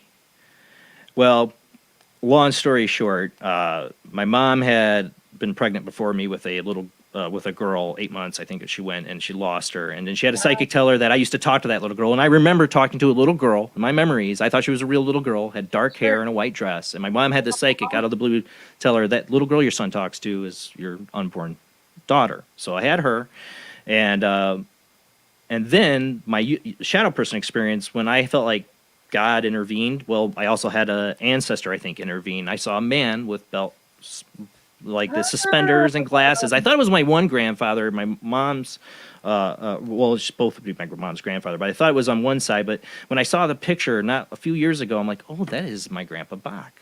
It is definitely him. And so I think what Dean saw was them. And he did other things like the total, the Sixth Sense scene when he sees like out the window and they're in the car and she asks him what he sees. I was with my son. He was in the back seat and he goes, there's somebody bleeding on the ground. And I'm like looking where I'm like, he's like right there. They're laying on the ground bleeding. We're at a stop sign. I got, the goosebumps. But nothing much since then. His little 9-year-old brain's wrapped up in video games and everything else. I don't think he even gives himself the chance to be psychic. I want to play more games with him. We've done it where like, what am I thinking? Like using Zener cards and stuff like that. So he loves games. So I want to try to get them into that. We're so open in this household to helping them develop, but it's hard to get their little attention, on that. I'm gonna move in with you. I want to be reparented by you. It is a very open household. Love it. That's awesome. I'm worried about what my kids are going to tell people. Like my 5-year-old's going into kindergarten next week. I'm like, oh, we are a weird family. Like my son my 9-year-old was just weird enough at all. Like he told people I was eaten by sharks. I mean, he had them all believing it and everything when he was when he went into kindergarten. Like, so I'm like, what is this new one going to do when he gets in there? He's going to tell them about how weird his dad and mom are. They tell people, they're ghost hunters. I'm like, we're not ghost hunters, investigators. But yeah, it is a very open household. I want them to develop and believe what they want to believe. I wouldn't let them be, sorry to my mother-in-law, but I wouldn't let them be baptized. I was like, if they want to be Christians, then they'll choose that and they'll be baptized as that. I love that. Like that's how my belief. I'm not baptized, but I have beliefs about Jesus, and I think the New Testament has a lot of relevance and good things in it, but I'm not a Christian. That's why I'm not baptized. And if my kids do want to be Christians, I want them to be able to make that choice spiritually. Cool. Yeah. I think it's horrible that people, like just baptize their child. Oh, not horrible, but just to baptize a baby, what are you doing? They made no choice. If that's what it's supposed to be, So yeah, it's a very open household. We go to the Church of Ancient Aliens. We tell our kids because we go to sleep with Ancient Aliens. So my kids have said, like, crawled into bed with us and watched many nights of Ancient Aliens and George Tsoukalos with his crazy hair going, "It must be aliens." I love it. Oh my gosh. They have my 9-year-old has a million questions, so he's totally my little mini me. Aw, I love it. So I take it, your kids, you let them pretty much grow up in the same way. Do they have abilities? And Yeah, even though I was, quote, a Christian for so many years, Yeah. I wasn't very normal, obviously. We had in one of my houses in Ohio, there was a young man that had killed himself that would hang out, and he would sit on the same stair, and my girls would just walk through him. They all saw him. My one daughter can see 100% of the time. I compare her to ghosts with my oldest daughter, and we'd be driving down the street and she'd be like, "Do you see that woman in the window?" And I'm like, "No, I'm driving. Like, stop." Like, so they all have different abilities. One of my daughters can read souls. So she can see Ooh. one, I can too, which one of the pictures I'll talk about that. Yeah. But she can tell if someone's a simulation from the Matrix computer, because there are, you guys. Or a clone. My family's in human cloning, so yes, I totally know about human cloning. But she can tell the difference between, and human clones can have a fragment of a soul, so she can tell. So we're taught in religion that you can't lose your soul. You actually can, because one of the things we see a lot is people's fire of their soul going out. It's like a campfire, when it smolders down. I believe that. I met people that I feel are like soulless. I mean, you can also recapture it. So even if your soul's like kind of Right. down to an ember, you can actually bring it back up and retain it too. So, and I think that's where we get a lot of our walk-ins. I think probably soul beings, had a soul at one time, but they left, or they departed, or they gave it up, and something else or someone else came in. Well, I see that. I talk about that on the show a lot, that I feel like there's a lot of that walk-in stuff happening at bars. Like these dive bars. Gosh, bars, you guys. Oh my gosh. Bars are so, I can't even go in Walmart and I get like jumped on with entities, and I have good auric, protection, and I can see them. Oh, that's just Walmart, man. Walmart's got some darkness. Walmart, you go there in the middle of the night, you're like, what am I doing here? It's a Twilight Zone. You don't want to be there. I call it Walmart, and they all are connected to the underground tunnels. So every Walmart has a tunnel underneath it. And you can feel, if you guys can at all feel anything with your body and your senses. You're talking about like the whole FEMA Agenda 21, like, yeah, that will get us shut down. But yes, I know exactly what you're talking about. No, I'm not saying that, but that is what I'm Go do your research, people. I keep telling people, go look for yourselves. Yeah. There's a real plan by FEMA that has incorporation with Walmart to use the Walmart facilities in case of emergency. Yeah, Walmart. I hate that place. I try not But to yeah, go bars, I've always had, like, I'm not a big drinker, and bars always have like just this bad vibe and energy. And I've seen people, alcohol change their lives, but there's something more to it. Like an attachment sometimes. Not always. Alcoholism is alcoholism. I get that. But there seems to sometimes be attachment to addictions to people. Every drink comes with an entity. Every drink comes It's called with the spirits. Now, you can get rid of it if you're astute, but if you're not, you kind of accumulate that. And they drive I believe, more than the actual substance of alcohol and like the bodily addiction, I believe it's a spiritual addiction that the entities drive. I think they drive, same with drugs, they, drive, and even sex. I think there's a lot of demonic dark energies exchanged in, sexual energy is something, man. It's very powerful, obviously, I mean, it creates life. So you got to know it's pretty powerful stuff. And there's whole sex magic people do, I think, is real dangerous, asking for trouble. And, I'm not some goody two-shoes, but I'm happily married, would never cheat on my wife, and we keep things pretty normal, but I know people have gotten into some wild stuff, and I tore their lives apart. Oh, yeah. Bad energy. And some of the kinkier stuff comes with a lot of darkness, it just does. Exactly. And definitely. But when we make sex in this civilization, not to be Miss Prudence church lady here, but when we make sex so just flippant in this society that we do, we forget about its power. And and that's, sex sells. Well, we've sold it over. We've oversold it. And we need to get back to a little more prudence with it. Just a little bit, people. Just a little bit, Let's just not let our kids be kids, and let's let the sex thing be later. I feel like such an old prude nowadays. Like I used to be so. I'm libertarian. You know, like I want people to live their lives. You do your thing, I do mine. But at the same time, as I've gotten older, I've gotten more conservative. Like with things as like, do we really need, especially when it comes to children? I guess that's a parent thing. But it does seem like we've just totally ruined sex. You know, we've made it into such materialistic kind of thing. I don't know what to say. To me, it's a spiritual thing. It's something that should be a spiritual treated thing, with more respect. but it's the reptilian brain. So we're warring between the spirit, and we often get the avatar and the spirit confused. So there's two parts to sex. There's spiritual sex, which is spirit. So when you meet someone that's very compatible and you have kind of like the soul merge, the mind merge, the body merge. Yeah. But then there's also just the animalistic, the reptilian brain, the vagus nerve type of, sex. And that's where it gets really dangerous, because it is very animalistic. And I think that's what sex has become in our society. It's just a function of the avatar, and we don't wait for that true soul merge. Right. It's flesh. You know, I don't know. I've never been a fan of porn. I've had people I know that I felt like it ruined them. Men I've known, not women. Not women I know, but men I've known. Close family members that got really sucked into porn. When I had like 8,000 hours of video of it that I threw out once because I felt he was so, you have a problem. You have an addiction. We're throwing all this away. But again, because it trains people's brains. It trains your brain to look at sex in a totally wrong way. You know what else it does? When you watch, and let's just say it's let's say a normal, clean man-woman porn video.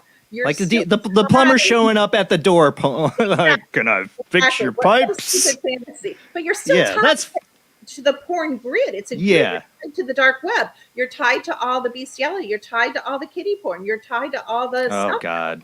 So that's part of the darkness. You open that door, and you're connected, even with the most innocent or is any porn innocent? Maybe not, but right.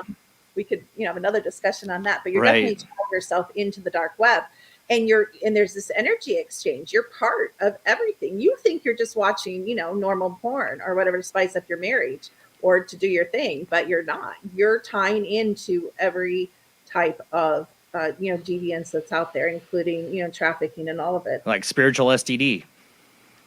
Precisely. Right? I mean, seriously. Exactly. Seriously. I've watched people wreck their lives with it. Honestly, it's just as much of a problem. And, I feel like I'm such a prude when I talk about it, like when I get into it, but I'm not trying to be, free love and all, but it's not free. There are consequences for what you do and with you do it, and there's ties. I learned that lesson hard, at an early age, had things happen to me. I was a little bit of a male whore when I was younger, I'm not innocent, but I luckily realized early on how much better it is to have a partner and somebody that you truly care about and have a connection with. And I couldn't imagine doing it any other way anymore in my life. At all. Well, some of the higher civilizations, that exist outside of what we think we know, they do have sex still in their avatars, but most of them choose not necessarily the mate for life, but they don't have numerous sexual partners. Right. They tend to focus more on, because I know you guys aren't going to believe me, but there are better things in the multiverse than sex. I know it's shocking, but there really are. There are. I agree. Experiences than. I think I've had some that were incredible. I had a lucid dream that was like heaven. Exactly. And it was like if I could try to reach that again. We got about 4 minutes before commercial break. I don't know if we can unpack this in that 4 minutes, but I have a question from Royal here. Jason, can you ask your guest what the reptilian brain is? She's used that term twice. And I normally don't say Google things because that should not be our go-to. No, not at all. Tricks. But in this case, I think you can find some pretty good descriptions and definitions. The reptilian brain is, okay, so this gets into my beliefs about a lot, but our overlords, when they designed the avatar, it was originally designed as a magical, fully activated, with our psychic abilities, with our powers, and we could express it through this body, but they came in and they did some negative tweaking, and they made us, more animalistic, less magical. And so when I say reptilian brain, a lot of our sexual activity comes from that downed brain. But you can Google it, and it's pretty accurate as far as, Yeah. they're going to tell you about the overlords, maybe, but they're going to tell you, kind of what it means. And it's really tied in with the There's vagus a- nerve and different There's a things. there's a medical term for this. I can't remember the first guy who came up with it, and then it was kind of like redone later on. This idea of a reptilian brain. I'm drawing a blank of the first real like neurological person that came up with this, but it is a real thing. Like, they It believe is a we have real like this thing. aspect. It is, Yeah. it's absolutely a real thing. And You look it up. it's sort of like a higher brain, or going with the upper chakras and more spiritual. Recognizing that an avatar is just an avatar. That's not who you are. You're not Right. male. You're not female. And this goes against Christianity, shocker, and the Bible, shocker. But you are a spirit. How is an Or at least the edited version of the spirit- Bible. Yes, exactly. But how is infinite spirit male or female? It's not. It's just how you've either been forced to, if you believe How in the you Christian express theory, yourself. or you've chosen to take that body temporarily. And we're in a video game. So you guys know what avatar I say it all the time. in a video game. So Yeah. you can pick a new character next life, whether you come here, hopefully I'm not going to come here, or wherever you go, whatever you choose to be or whatever you choose to create, you can be something different, including a blue avian or a bird or a tree or a race you've never heard of, or you might want to be a sun on our planet. Like, we're infinite creation. It's called fire creation.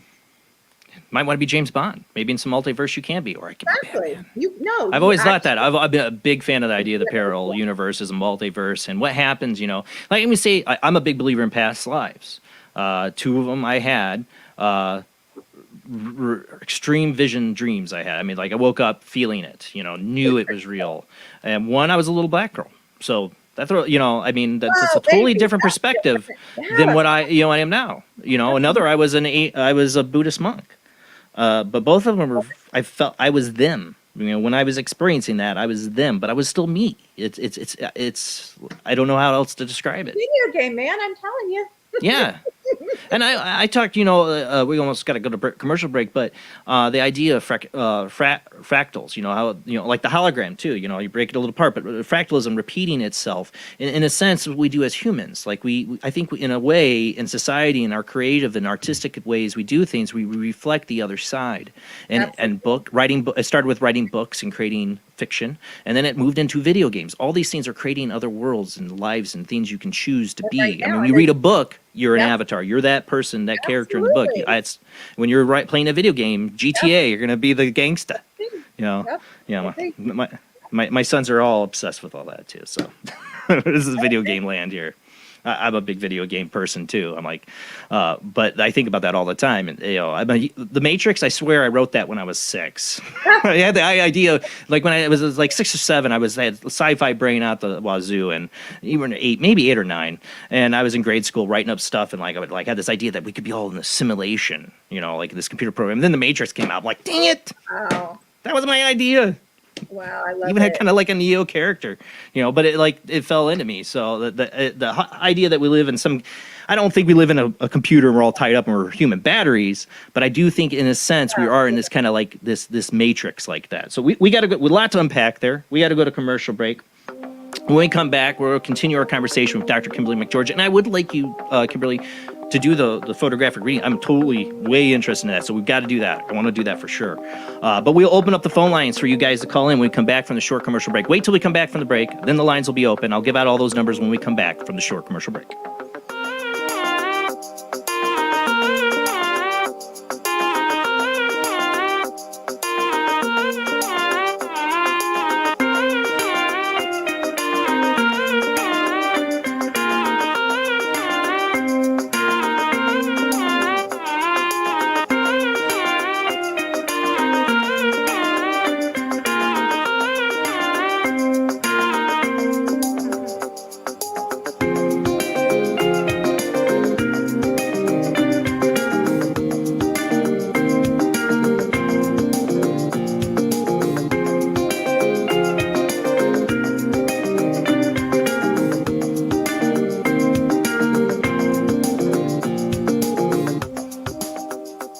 Conducting an experiment into the combined effects of sensory deprivation and hallucinatory drugs. The subject of the experiment is himself, and the experiment is out of control. Can Russell Universal's Altered States, a film that must not be missed, is in the West End now. Altered States, Certificate X. Do you wish for more paranormal and spiritual content? The Paranormal Chronicles magazine is a free digital magazine crammed with the very best in paranormal and spiritual articles and features. No sign-up, no subscription, just free reading and knowledge for you. Read today at www.paranormalchronicles.com/magazine.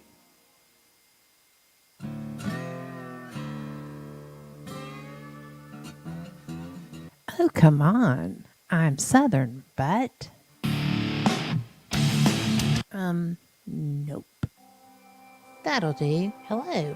I am Kat Hobson, host of Paranormal Experience here on WBHM Digital Broadcasting out of Birmingham, Alabama. I enjoy having guests from all areas of the paranormal, from ghosts to ufology to cryptids and beyond. You'll find some of the best researchers in their fields bringing you some great information. Join me on Wednesday nights from 8 to 10 p. Eastern here on WBHM Digital Broadcasting.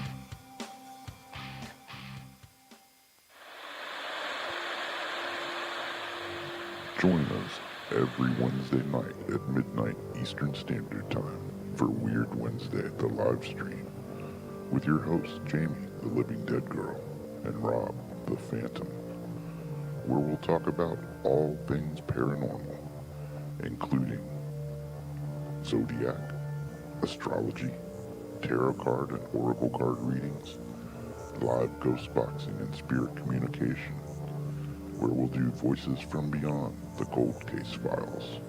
So we hope you join us live on Facebook and YouTube every Wednesday night at midnight Eastern Standard Time. We hope to see you there. Bye-bye.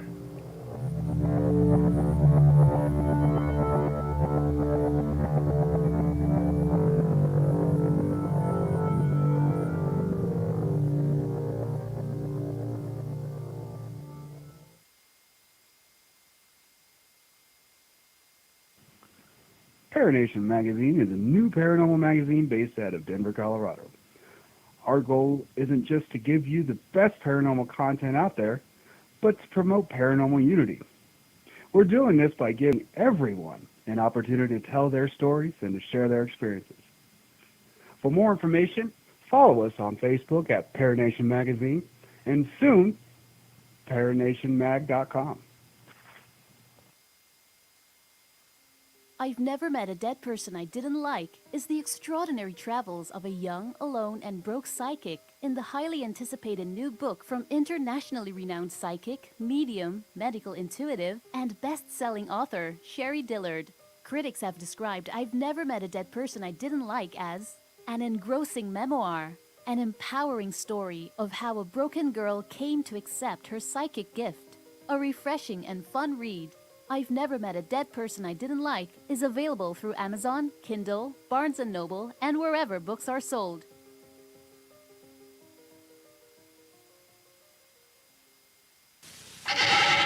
Edgar Allan Poe wrote Spirits of the Dead with a pen dipped in warm blood. You will see the ultimate in terror with this important all-star cast. Brigitte Bardot, Alain Delon, Jane Fonda, Terence Stamp, and Peter Fonda in Edgar Allan Poe's Spirits of the Dead. Only Poe's demented genius could bring to the screen such horror and evil. Spirits of the Dead stars Brigitte Bardot, Alain Delon, Jane Fonda, Terence Stamp, and Peter Fonda. Directed by three masters of the cinema, Federico Fellini, Louis Malle, and Roger Vadim. Spirits of the Dead is an adventure in terror beyond your wildest nightmares. Spirits of the Dead in color is rated R. This is your last chance. After this, there is no turning back. You take the blue pill, the story ends. You wake up in your bed and believe whatever you want to believe. You take the red pill, you stay in Wonderland, and I show you how deep the rabbit hole goes.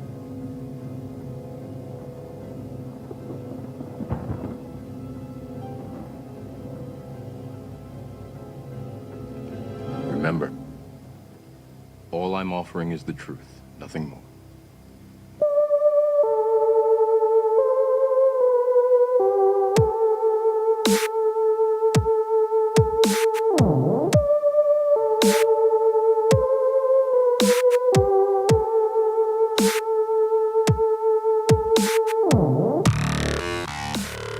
You're listening to Paranormal Soup, bringing you the weird every Sunday night.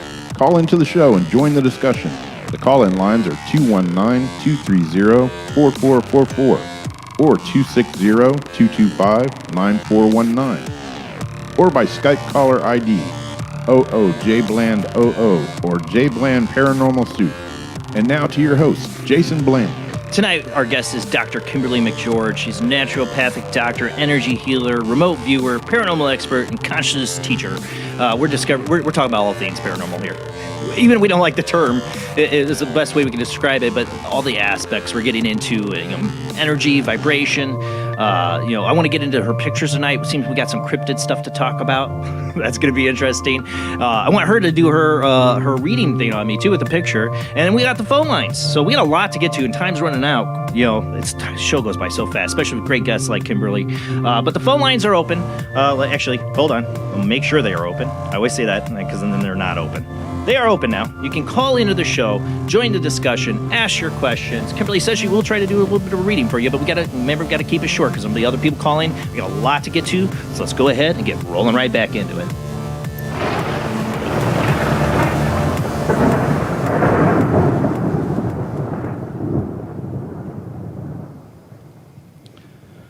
So, you sent me a bunch of pictures.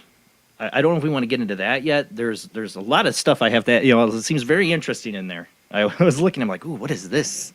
So I don't know when you want to get into that. Like I said, the phone lines are now open. People can call in. Nobody's called yet, but they will. So I don't know what you wanted to get into first. I had to play the Matrix clip, of course. It's one of the ones I play a lot between bunkers. Yeah. What I hate now, I hear like conservative talk show, you're taking the red pill. I'm like, you guys have no idea what the red pill is. You have not gone down the rabbit hole, people. They think they have. All the awake people on Twitter, I am like... Yeah. On either side, they think they're woke. You guys are so asleep. That's true. It drives me nuts. I think a lot of the people here in my chat room and me and you, we've taken the red pill to way beyond their extent of understanding. Jason, 10 years ago, I thought I was awake, and I wasn't even close. I probably am still not. Like we think we are, and then there's always more. Yeah, exactly. So I don't know. Do you want to try to start getting into some of these photos that you sent me? Yeah, we can do that. Sure. Okay. Rob's got the share screen up here, so Rob can direct him. I think it was like 12 photos or a couple duplicates, so I have like 12. Oh yeah, that needs to be probably blown up. This is a great story. So I don't know if you guys know what a targeted individual is or gang stalked, but I'm like relentlessly gang stalked by intelligence agencies because of what I do. I've had a couple on here. Not only do I, oh really? Not only do I do all this stuff, but I also design medical technology for other companies. So I do a lot of stuff. But this was an interesting day. I went to a hardware store in my small town, and I turned left, and this white car came past me and white SUV turned right. And I went to get a drink at a little restaurant I thought was open, their drive-through. And I looked in my rearview mirror, and it was closed. It was Saturday, and they closed early. It was closed. And I looked in my rearview mirror, and this white SUV that had turned right, remember, and I turned left, was behind me in a closed drive-through. And I'm like, oh, yeah, I know where this is going. So frequency-wise, when you've been drowning in frequencies for 30 years, you can recognize frequencies without having machinery. I don't need the app to recognize frequencies. And I'm like, okay, this is not just a gang stalker. This is an ET. This is Spiel's Draco. So I pulled over to the right after the drive-through, and I made her go in front of me. So we went to a stop sign, and I got this picture in her rearview mirror. Now you guys have to blow this up. Yeah, so see if you can zoom that up, Rob. And then blow it up. But as you can clearly see, I can clearly see who she is. She wasn't here. Are you able to zoom in on that, Rob? I know sometimes you have difficulty on there. So you have to realize I'm taking a picture through my window, in her review. On a cell phone, right? Yeah, on a cell phone. So it's not the clearest picture, but everyone I've shown it to can clearly see what I see. And it's not a human woman. It's definitely the soul. Oh, I see. It's like she's got that like a blank face. You can barely see her. I can see her outline, but she's kind of got like a reptilian like. Yeah, reptilian. She's a Draco. So if you guys take a screenshot and blow it up on your computer at home, you'll be able to clearly see it. But go ahead and take a picture and then blow it up yourselves. But yeah, so I'm able, and that's what I mean by frequency. So we know that the avatar is just a container. There can be nothing in there. There can be any race in there, Palladian. None of us, people are like, what's human? I don't believe there's any humans here. What's human? There is no human. Right. We're all from the stars. We're all When you from start other- going down this rabbit hole, is past Yeah. lives, and you're just like, well, star lives. Basically, you lived in other species and aliens, and you know, Yeah. we're all different, alien, souls. Not to get all Scientology on you, because they kind of believe the same thing, but they're totally full of it. But it's but in a sense, that if the aspect of past life is true, and we've lived on other planets as other beings, then yeah, it's all out the window. I see It's one all of your semantics. viewers is asking about pareidolia. Well, you know what? That guy, what's his name, that did the X-Files, he says pareidolia is just programming telling you not to believe your vision. Because I do have the vision. I see the fourth and the fifth dimension. I see it I live in a habitation spot.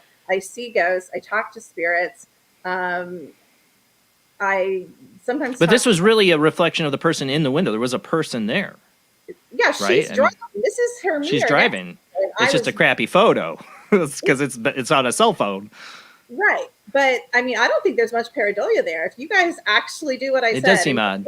And blow it up. It's not. I mean, it's clear. You can see the head, you can see the neck, and you can see it's not human. And it's unaltered. Yeah, I mean, it does look. It looks odd. Like she's got. I mean, it's a lot of digital distortion when you zoom in more and more. So it's hard to there's tell. digital distortion, of course, and there's also other beings. There's also other beings in there too, not just Yeah. her. Because if you guys could see the fourth and fifth dimension, it's packed. Like when I see a square foot, I don't just see one thing. Even if there's one major thing coming forward in frequency, there's usually. I mean, I look at my woods and there's thousands and thousands. They pile up, they stack up. People that follow cryptos know what I mean when I say a totem pole. We know that a certain variety likes to stack up on top of each other. So. You think that's what a totem pole was representing? Was that kind of like what you I see do. I think as the like Native this? Americans Yeah. could see these fourth and fifth dimensional beings stack up on top of each other. Yeah. Maybe that's what they were trying to explain. Like, because if you have like a totem pole where like at the bottom you have this one creature, or even sometimes a person, and then these other animal creatures on top of them, they're trying to like describe the other realms of existence. Yeah. Like I in the hadn't Matrix. really thought of that until, until you said that. Well, speaking of reptilians, do you think the royals are reptilians? We were just talking about that last week. I think there's a variety. I definitely think there's some Dracos. Well, okay. So royal blood, what is royal blood?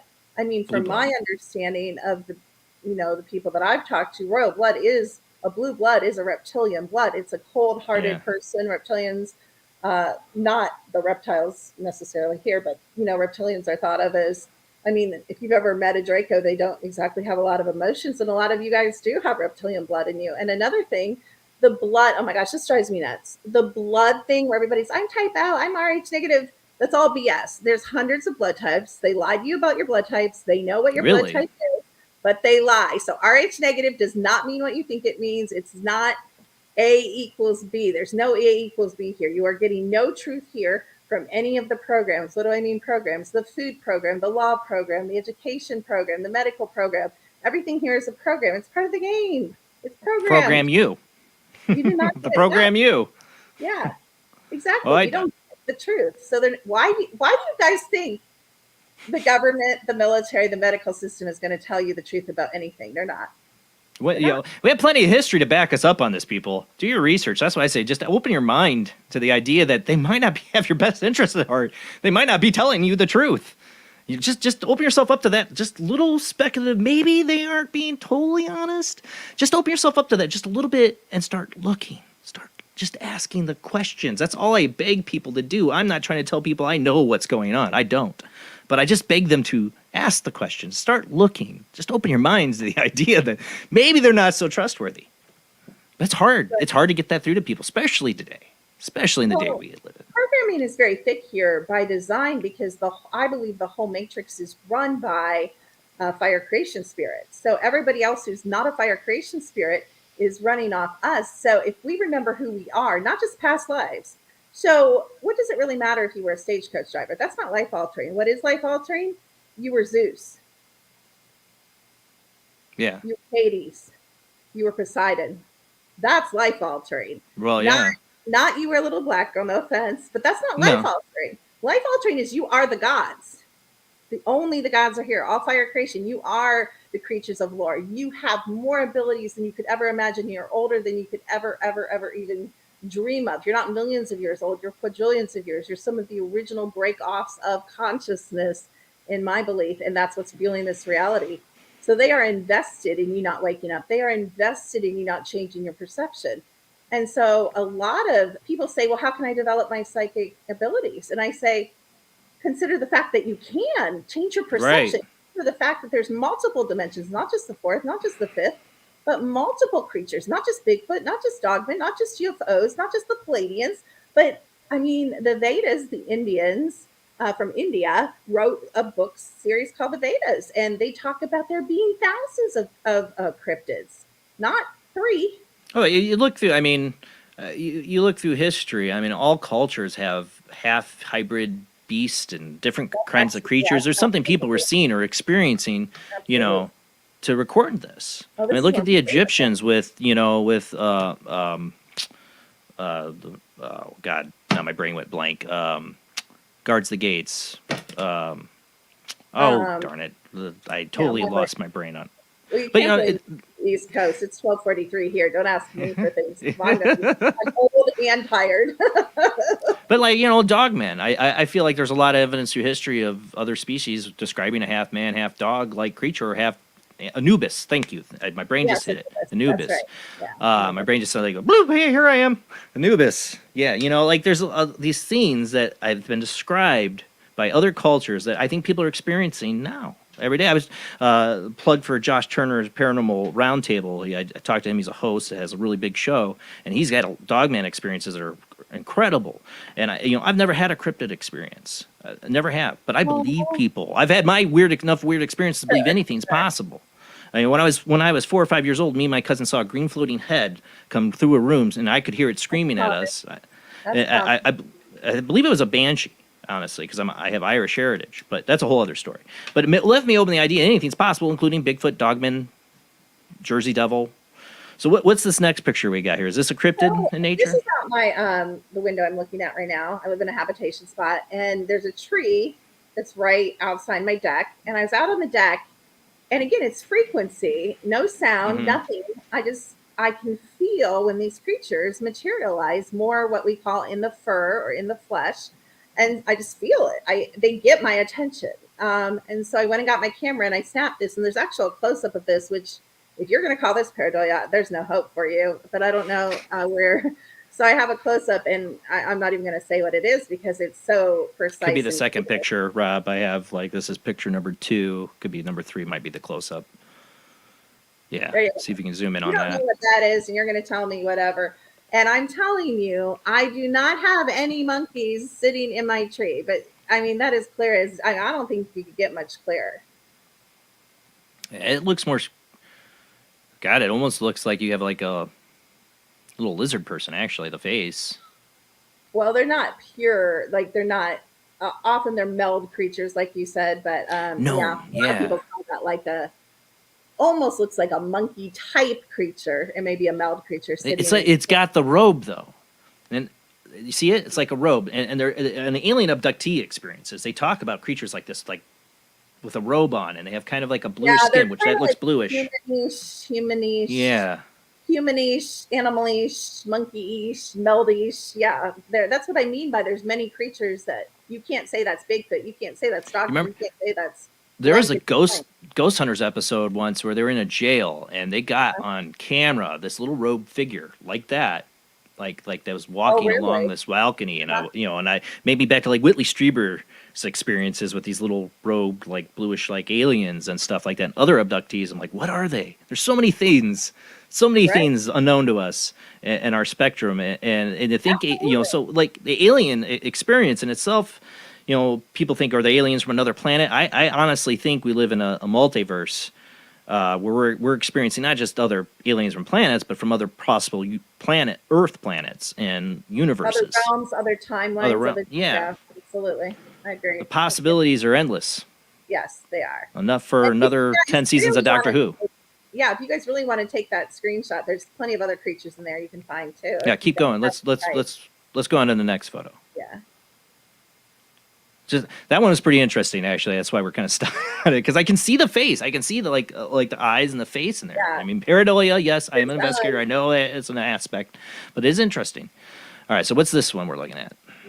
I didn't know what's again. You can't. I don't know what it is, but it definitely. You guys have to remember, I live here. I'm not hunting Bigfoot. I'm not hunting cryptids. This is fauna and trees and bushes that are right in front of my house that I see all the Yeah. time. Something appears that is not there. I see it. They come yeah. forward almost to get their picture taken. So one of my friends said he thinks this is a nature diva, and he sent me. I should have given you the picture that goes with it, because it's a picture of a nature diva in ceremonial Yeah. headdress.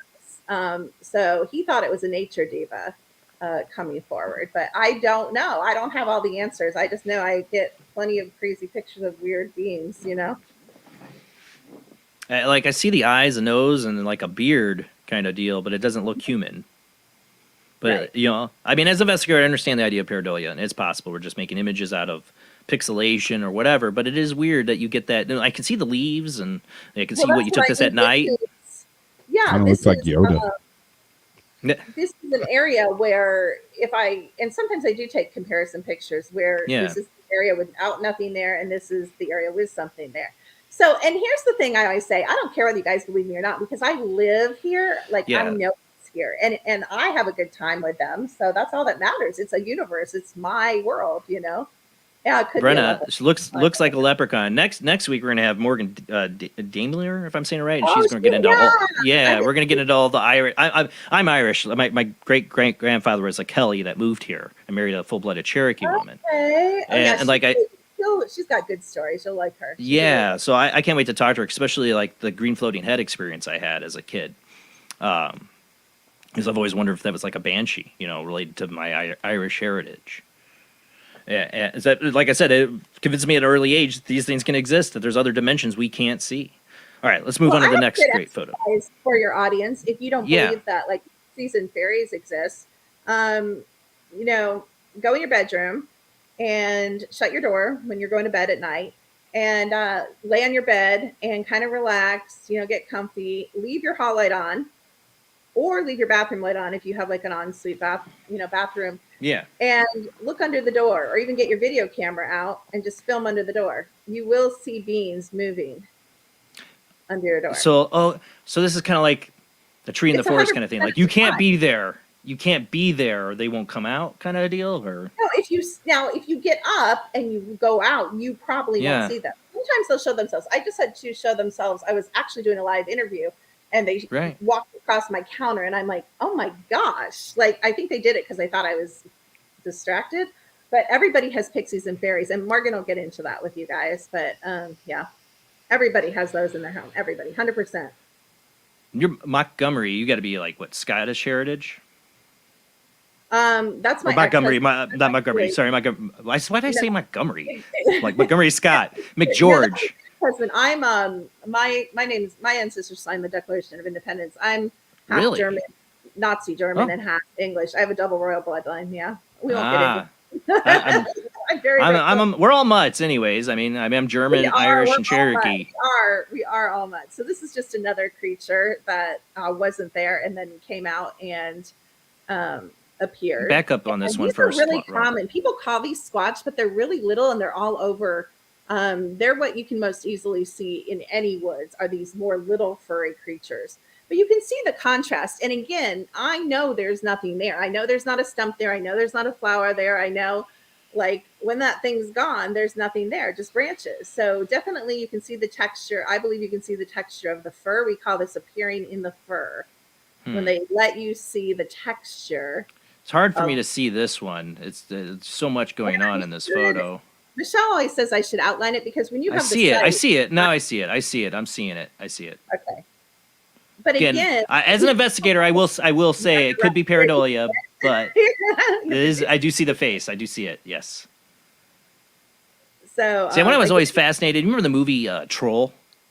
Yes. You remember that? When I was a kid, something about that, and I think it partly was from my experience of seeing the green floating head. But I was fascinated with that movie.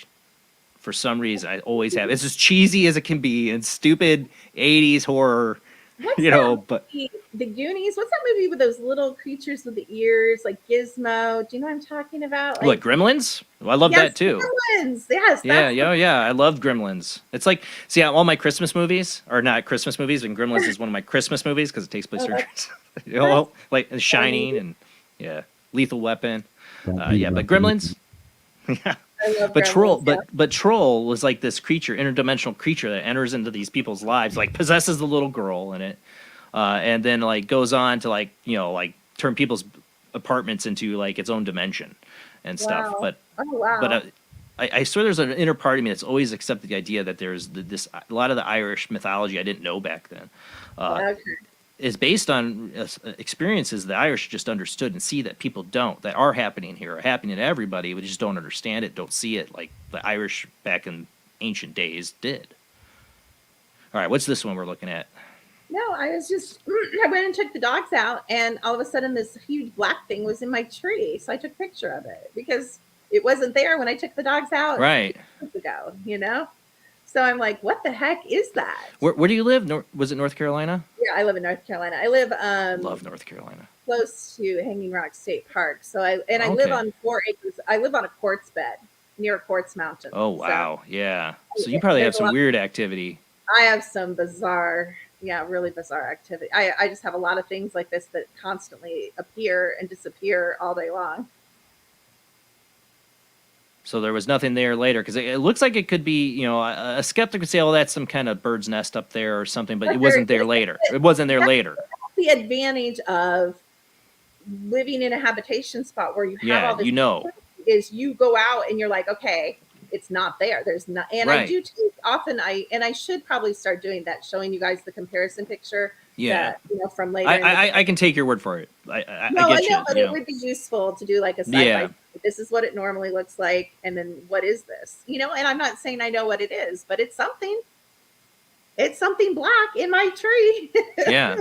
It's like I said, I've never had a cryptid experience, but in my realm of ideas, that all things are probably possible. And I believe my friends when they've said they've seen Dogman, when they've seen Bigfoot, that there's something there. Now the question is, are they man. physical creatures or interdimensional creatures? Because there's a big debate in both the Dogman and Bigfoot communities about that. I fall on the side of they're interdimensional. A lot of people say they're they actually are third dimensional creatures that are upper third dimension, meaning lower frequency people can't see them, higher frequency Right. people, and some of them can go through portals or step into other dimensions. And I actually believe Right. that because I'm getting so many pictures, and I actually have a video from 2 years ago of one in the fur, and my kids Dogman or Bigfoot? it's Bigfoot, but my daughters are so jaded. My daughter was there, and I was screaming at her to get out of the car. I'm like, I'm Yeah. getting Bigfoot, I'm getting Bigfoot, and like 3 feet in front of me, and she's like, Mom, I have a migraine. I could give a flying F about Bigfoot. Like they're Right? so used It's just to it, Bigfoot, they Mom. don't care. Yeah, they don't care. They see stuff. They have abilities. They're just like My kids are over it. obsessed with cryptids. Like they are anything Bigfoot. Like especially Are my they 5-year-old. really? Oh my god, gosh. they just love the idea of I Dogman, guarantee- Bigfoot, Goatman. They love all that. Anybody that goes with me anywhere, I can get great pictures. So anytime you want to, we need to put together some like in the I love North Carolina. It's like one of my favorite states. I love North. Yeah, I love it. I think it's so freaking beautiful. I want to live there. I wish I could. And maybe if we take a vacation down, you can give me some hot spots. Take the kids. Like, let's go look for Bigfoot. They would love it. You know what I'm about a half hour from is the Brown Mountain Lights. Oh yeah. So I've always wanted to go there. Yeah, at they're night. awesome. Super awesome. See, right now, everything going on. We've not had any solid family vacation, and if I had more money and time, and we could do it, and I want to do it while they're young, I would totally take my kids on paranormal road trips. Like, yeah, screw Disney World. We're gonna go look at the Brown Mountain Lights. They might not like that. I don't know. That's what I did All with right. my kids. We dragged them around. So yeah. All right, what do we got next up? This is just another creature that wasn't I thought it had a rather large head, but just another creature that I saw that wasn't there. And I noticed, and it called to me frequency wise, and I took a picture. I don't know what it almost looked cat-like to me. I don't know. It's hard. There is some, and it's also hard because, like I said, there's a lot around it too. Do you have these posted up on a site for people to look at too, or a website? Or? No, because people always ask me that. They're like, "Do you post your pictures Yeah. anywhere?" You guys, I get hundreds of these every day. Now they're interspersed with pictures of my dogs and pictures of my kids and pictures of, I mean, it's such a part of my life. It's not like a special thing for me, Right. Like I could. I just looked out my window, took another picture of Bigfoot. No, that's really what it is every day. I mean, I have tons and tons of pictures. I probably should. Go back and pull You them should. off years. I probably should, or have someone help me do it. Yeah. Yeah, but you see, you live on the North Carolina, and you live like on this quartz land. I live in the middle. I live on 4 acres in the middle of the woods, and my whole land is quartz. So yeah, next. See, that's interesting. Yeah, I live in Indiana, Michigan City, and our beaches are kind of different. A lot of sand has quartz, but our beaches here have like a huge level. It's 90% quartz.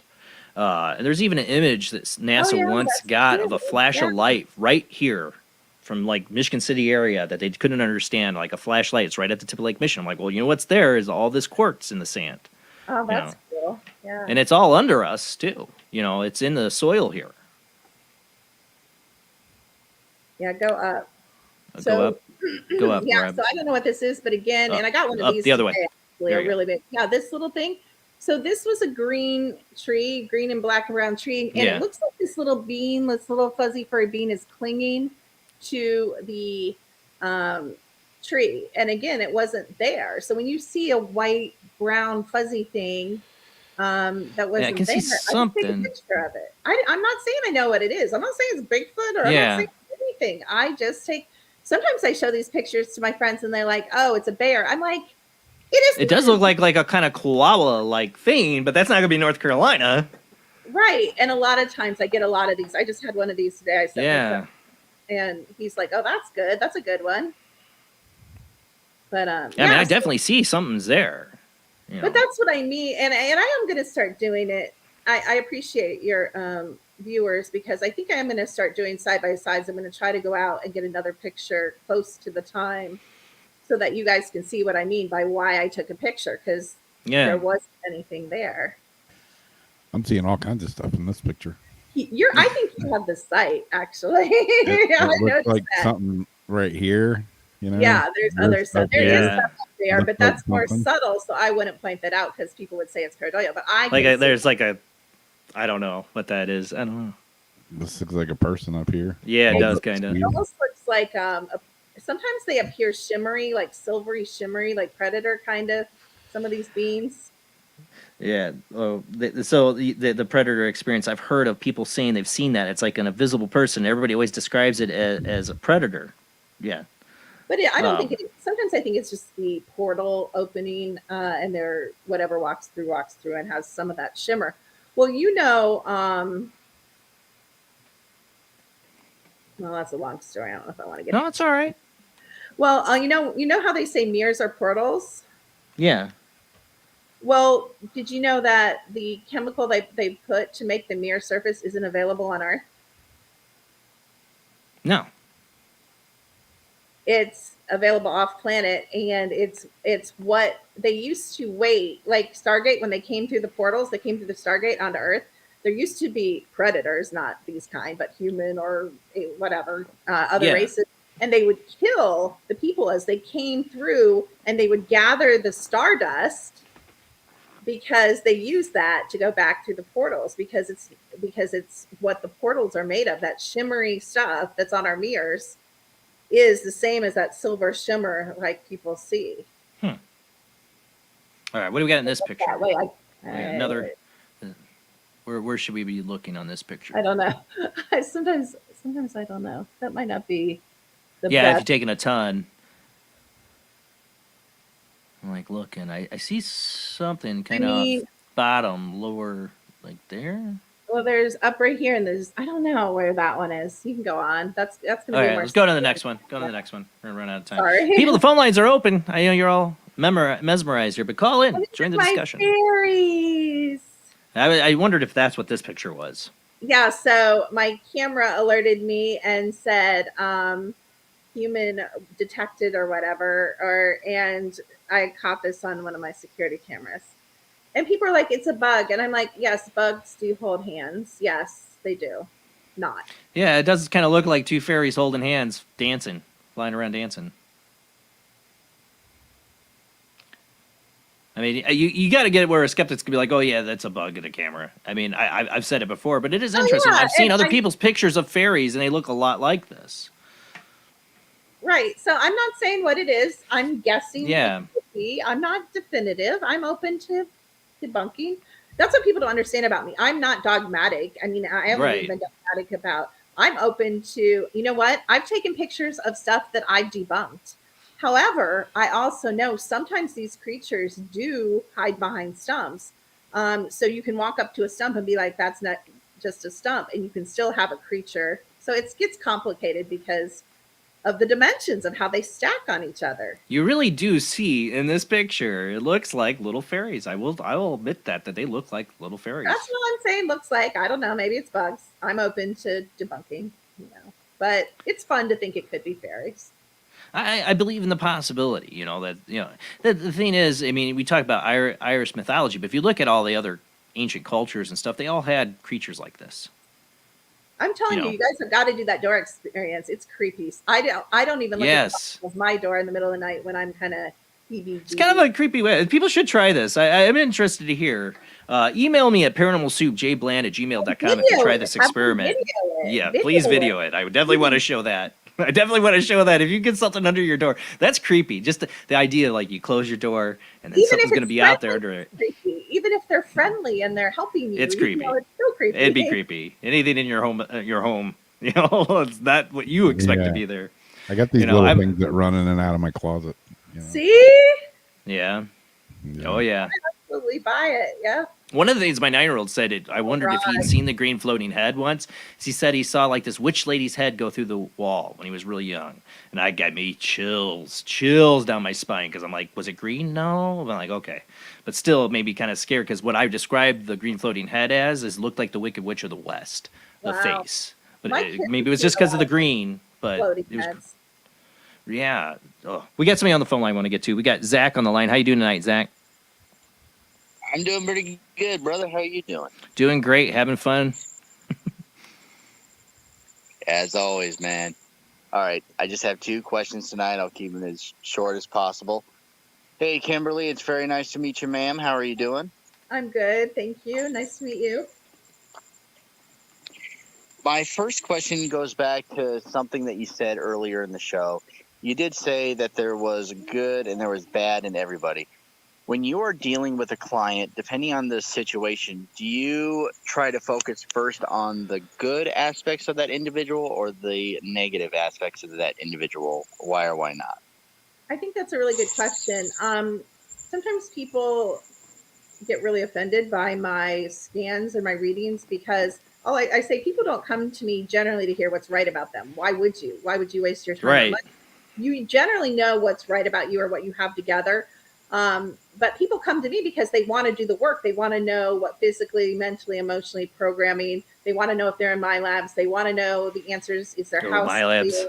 Yeah, they want to know SSP stuff. They want to know if they're in MK Ultra. They want to know the deep, dark stuff that isn't easy. Who can tell you that? I can't. And it's 100% accurate. And because the technology, because you're 100% accurate. So I'm not reading you as a psychic. You are telling me by the frequencies in you what's going on. This is my favorite one. Yeah, we'll get to that after this call because I want to know about this one too. We'll get to that right after this call. But what's your second question, Zach? My second question is, Dr. Kimberly, what is your position on the concept of Christ consciousness? Okay, so I've changed a lot I just changed a lot in that. I believe there were, I believe that people say, no non-interference policy, all that, yada, yada. But I believe there were some races that did try to interfere at a point in human history. And I believe that there wasn't just one Christ. There were avatars that were sent in, different Christs. The Christ that actually died on oh gosh, I'm going to get stoned. I'm going to have to duck. The tomatoes are going to come. But the Christ that actually died on the cross is the one that made the deal with the devil, so to say. And they said, can we, for programming script purposes, because the Bible is a form of a script, and many other things. Can we kill you? And he said, no. And they said, okay. Sounds like a bad deal. Well, no, he said, they said, well, what would it take to let us kill you? And he said, as long as you bring me back to life, I don't care, because guess what? There is no death. So he knew there was no death because he had activated, all his DNA was activated. He was the original avatar, how we were supposed to be. So was there Christ, multiple Christs, and they all failed. They all failed. Why did they come in? They came in to introduce the activated DNA so we could get our superpowers back. Well, most of us don't have our superpowers even by half of what we were supposed to have. We can't walk through walls. We can't do a lot of things that the Christ did. But that's what it's about. It's not about religion. It wasn't about religion at all. It was about redemption, but it was about redeeming the avatar. There is no sin. It wasn't about, all that garbage is really to strip you from your power as infinite, powerful by your creation consciousness. That's my belief. So that's my Christ consciousness. I don't think there is any Christ consciousness because Christ consciousness is the same as your consciousness. We're all fractals of the whole. Everything's consciousness. I call it the all. I say I don't believe in God. I believe in the all. The all is everything. And I believe in the force. It's all semantics. Yeah, so exactly. Well, Zach, thank you for calling in, bud. Good question. Deep question. Absolutely. Thank you so much, Dr. Kimberly, for answering my Thank you questions. for your I do questions. really appreciate Thoughtful it. questions. Appreciate it. Thank you, Zach. Really quick. Yeah. Really quick before I go, based on popular requests, I'm going to do this quick 20-second singing. I ain't got nobody. Nobody cares for me. Nobody cares for me. I'm so sad and lonely. Won't some sweet mama come take a chance with me, because I am so bad. For everybody that requested it. I didn't even see that. Some people requested that. Songs in the chat room. I wish I could play. I was talking before the show. I wish I could play copyrighted music. It'd be great. I got Zach here with the bumper versions of music here. Thanks, Zach. Take it easy, guys. Have a good night. Have a good one. So, all right. What's the story on this picture here? Because, this is interesting.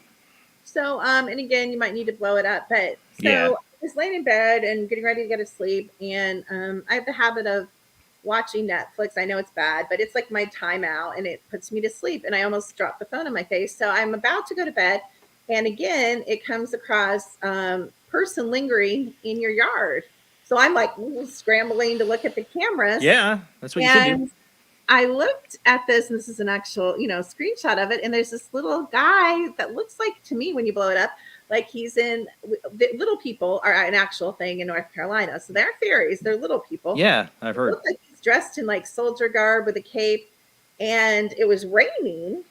And he was there 3 nights. I don't remember which night this was from. But one of the nights he was raining. And I called my daughter and I'm like, do you think I should go out and invite him in? Because like, what if I don't? And then they like try to burn down my house or something.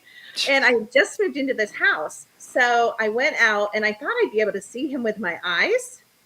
Like that could just be standing, but I couldn't. And I can see you guys. Like I can usually see. Yeah.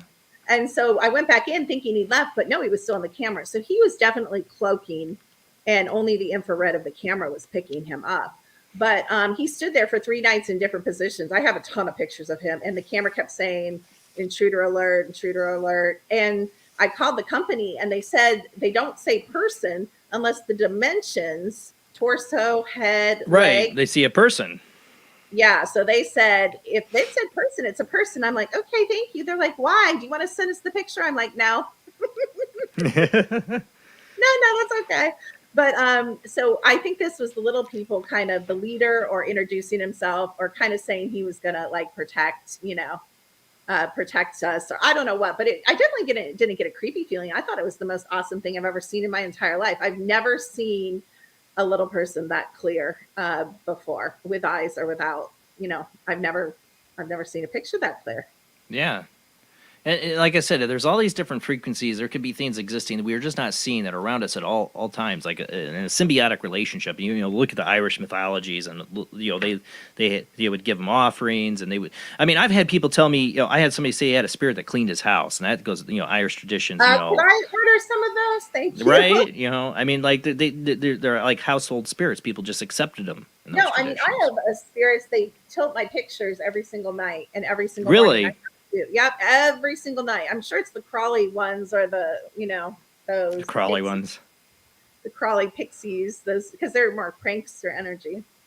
But yeah. Yeah, I mean, I see like a little figure there, definitely. And then, like I said, I think I've heard, I'm trying to remember. I had a guest on here talked about their whole experience with like little people.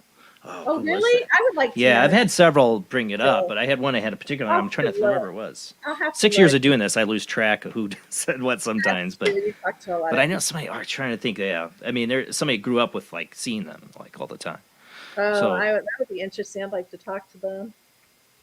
and there's movies and fiction that cover it, like The Borrowers, and like little people that borrow stuff and all that. Oh, that's yeah, the borrowers. yeah, Yeah. yeah. My kids were fascinated with that movie too, and I'm like, some of these things I think are we know it. It's inside of us that we know of these existences. It's buried deep down in our like collective memory, and it comes out in fiction. I really believe that. All right, what do we got on this next picture? I don't know. Sometimes can you blow it up? I know you take so many. You probably blow that up. Let's see. See it go. It's like some kind of dark figure in the woods there. Or? Yeah, they're just showing the different variations of things that appear. And you can see. Oh yeah, there's definitely a bunch in there, but they hide. I actually do see a face. It could be pareidolia, but I do see a face right there in the dark image. Like, do you see it, Rob? Yeah. Well, and Yeah. down here there's another one, and there's some in the back. Yeah, I mean, it could be the pareidolia. I know, but there does seem like you got something there lurking in the woods, looking at you. But there's not, Right there. there's not black in the woods, you guys. That's how you can. Right. If you look at real estate pictures, if you type in land in your area, they love to come when the realtors go out and take the pictures of land. You can find the most in the fur creatures. They almost come out and they photobomb these land photos. So especially with woods and mountains and fields, you can get a lot of. I got a really great. I have a picture of a troll carrying a baby. I'm gonna have to find that. I'm gonna have to send it to you. Yeah, I want to see that. Here Like I said, at- I'm always been fascinated with the troll thing, I man. have a Well, like, troll carrying a baby across the stream. It is clear as day. You couldn't even in your wildest dreams say it's pareidolia. You're like, that's a troll carrying a baby. Like, it's that clear. I just have so many pictures. I forget about all my good pictures because, I just have tons and tons of pictures. like I said, as a kid, I just accepted that these things have to be real. I was just a weird kid. Yeah, I love the dog in the background. I'm like, what is that? That's not mine. Oh, yeah. Cryptid sighting. But yeah, like I said, when I saw the movie Troll when I was a little kid, I was just fascinated with it. Like I just believed, and it was before I even knew about my Irish heritage or about what the Irish believed in. I felt that it was real. Like I said, it's built in my DNA, I guess. Right. That these things are around us and affecting us. And like I said, it's like a symbiotic relationship where we're interacting with these things and we don't even know it on a certain level. One of the things I told was a gift is I see little blue sparks that fly around. I'll see them fly into people's heads. I've seen them turn into My faces daughter sometimes. sees that. She calls them her sparklies. Yeah. I started seeing it when I was 20. I was sitting on a porch with my cousin, and we were getting into meditation. I was really getting into it heavily, and he actually started seeing it at the same time I did. We both started. I'm like, what is going on? It's like they suddenly swarmed us around. I don't know if he still sees them, but I do. But that's when it started. I don't know what those are, but one of my daughters see those too. She I calls had them a medium tell me their spirit, and it's a rare gift to be able to see it wow. in that form. Are you And I taking believe a- it because, like, I've seen them, the sparks flash, and it'll turn into a face. Wow. And it's That's not- rare. I don't all the time, but I've had that experience. Oh, I should have given you my video of my orbs in my garage, a closed garage. You can't. I hate when people say my orb pictures. Oh, it must have been raining or snowing. I'm like, no, it wasn't. But in a closed garage, I can prove it's not raining or snowing. Yeah. Well, as a paranormal investigator, I've dealt with the orb. I had people show me tons of things. I'm just going to say it's dust. I can recognize Oh, dust no, when I no, see it. no, but no, I believe. No, you'll see the faces. You'll see. No, them. but that's the thing. There are orbs that are not dust. That Oh, you know, no, that, I see. Yes, there are a you know lot what I'm saying? of orbs that Yeah. are dust. Yes, I a agree. friend of mine, a medium, Katrina Cooper. I mean, I've been with her, and she'll be like, "There's something right here." She'll hold out her hand, and there's like literally a picture of her and the orb right there in her hand. Awesome. Okay. You know, That's awesome. So I we used to have in my paranormal group, I had investigators that had like, they wanted the symbol to be no orbs with a cross or through it, or orbs with a cross through it. And I'm like, yeah, I get that. As a paranormal investigators, you get tons of pictures from people that are a lot of dust and videos. It's a lot of dust. But there is a phenomenon, and one of the things I've said is maybe it is dust, but it is paranormal, because if spirits or energy or whatever is electromagnetic, it's static. What tracks that? Dust. And what you're seeing is maybe partly dust, but partly attracted to a spirit. That's a possibility. But I've seen things that are just that's not dust. That's pure energy being captured by camera. Right. And like you said, you can see things in it, like a face and that. And they'll say, oh, pareidolia. I'm like, maybe. But that almost looks like an embryo, the way they show up sometimes. Yes, exactly. I agree. Yeah, I agree with that. So there's something to it. There is something to it. I'm not willing to throw it all out just because dust can recreate it. Dust can make a lot of things look weird and give people but it's pretty recognizable, in my opinion, to see when it's dust and it's something different. Yeah, or pollen too. Pollen's the other one, because pollen will show up as colors sometimes outside, but no, that's true. Yeah, you're right.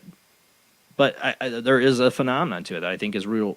That there's something there we don't understand. It just can't be. It's just hard to say it's evidence sometimes when you do have the optical illusion of dust that can cause phenomena that looks strange. I have a video of orbs though, and they come in and then they illuminate. They're self-illuminating with light. Yeah. That's definitely. That's what you're seeing with your eye, right? I mean, like you're seeing the glowing orb come in. I've had that on investigations. Yeah, investigators see it. This is like 50, 75, 100 all at the same time in my garage. And they go in the car and they have an intelligence. They love the car. And then they go through the wall. I mean, it's cool. I'll send you that. Yeah, I'd like to see it. It's one of the best. I've never seen an orb video as good as mine. I'll put that out there. Ooh, that's a challenge. That's it was repeatable every night. I could call them in. I could say, hey, I would like another video of the orbs. That's an intelligence there. Right. And that's how you have to kind of judge things sometimes in a lot of different ways of paranormal evidence. Is it intelligently responding to you?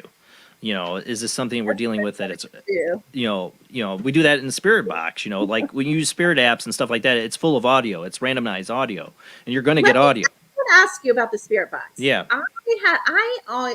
I am a believer, obviously. I have this site and I can hear EVPs. I feel like when they're genuine, but those spirit boxes, I think it's hard to hear. Like I'll be sitting there with 4 people. We'll all hear something different. I guess maybe until you it's its own audio pareidolia. It is. Clean it up, slow it down. Like how do you? So like on the show, we've used a lot of different ones. The most recent one we were using was from our friend Josh Lewis, who has a new app called the Hope Spirit Box. It uses reversed audio with different kinds of banks. You use foreign language reversed, so there should be no words that come through, and it's chopped up, so it's supposed to be. So you shouldn't get anything intelligible. But what I do on this show is, a lot of people try to do like celebrity spirits and try to talk to them. I'm not interested in it. I'm interested in connecting with people, and that's what I've always wanted to do with it. So we have people call in, and they try to connect with somebody on the other side, a loved one usually. Oh, okay. Zach, who called just a little bit ago, he always calls in for a celebrity. That's not my favorite. Sorry, Zach. Not my favorite. I like when people call in for a loved one that comes through, and we've gotten some amazing messages that have come through. And yes, we'll hear it and not recognize it. This new one we're using, you actually can record the clips while you're doing it. And we were going back and reviewing them live, right on air, right after we record it. We go listen to the clip. But even then, it still took me, and I'm still working on it, by the way. Azuriana's the next one I got coming up. Azuriana, if you're listening, I sent you a message. I got your phone call. I'm going to be editing up because we'll go back. What I do is I go back through, listen to it, slow it down, repeat it, listen, and try to give my best analysis of what I think it's saying, and I could be wrong. But I've tagged stuff in there that I thought it's saying. I have no idea about this person's live or that, and it'll be something meaningful, a person's name or a message that a person said to them. I've had my experience, my first time experimenting with it. I just asked my grandmother, who had passed at that time. This is 5-6 years ago. I said, if you can help me out with this, and I wasn't recording, I was so stupid. If you can help me out with this, Grandma, come through. And it said the exact message, her last words to me was, "Oh, my beautiful boy." And I lost it. And I wish I would have recorded it. Oh, that's awesome. Wow. But it was like instant right away. If I asked her to do that, prove to me this is real.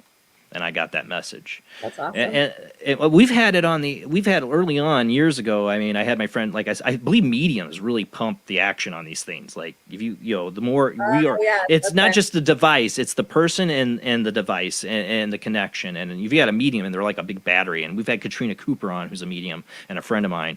And one of the first times we were doing this live with her on the show, a friend of hers and mine, Rhodey, had called in for a friend of hers. And we had Steve Huff on, who's a big time in the spirit box world. I know Steve. Yeah. And Steve was running his app or running his spirit box. It had all this reverb on it. Well, the voice that came through had no reverb on it. It was not coming from his box. It came in as direct audio into the show, and it said peanut butter and jelly more than once. And that was the nickname Rhodey had for her friend she was trying to communicate with. That's great. We do I call it a digital seance that we do here once in a while. I got it. I love it. Oh, that's great. But I only think it works because of everybody. It's not just me. It's not Rob. It doesn't matter who's running the body. Distributing their energy and connections. Yeah. People call in willy-nilly, like, oh, I just want to hear what the spirits have to say. I don't really think we get really great results. When somebody comes in, really has an emotional tie to somebody they want to talk to, the evidence to me is incredible. Go back, people. Look at my most recent YouTube ones I posted of Linda. And I get messages from people that watch the show, and I've called in and done this, and it'll be like, oh, yeah, this connects with this and this. There's so much people don't even know after the show that I get messages from people that had called in for their spirit box session that tell me stuff later that, after I review it and tag it, that is totally right on. Like, this is something real. This is a message from the other side. Now, is it their dead loved ones coming through? I can't prove that. I don't know. But it's real. There's some kind of manipulation of audio they're able to do to bring real messages through. Wow. That's cool. Yeah. So it's something we do once in a while on the show. I want to get more into it. I get booked up with guests, and so it's hard. And it takes me time. It's almost 4 weeks since we did the last show, and I'm not through editing all the videos because I don't just willy-nilly go through them. I sit there and listen and try to get the best idea of what it's saying. How about reverse speech? Have you had anyone on that specializes in reverse speech?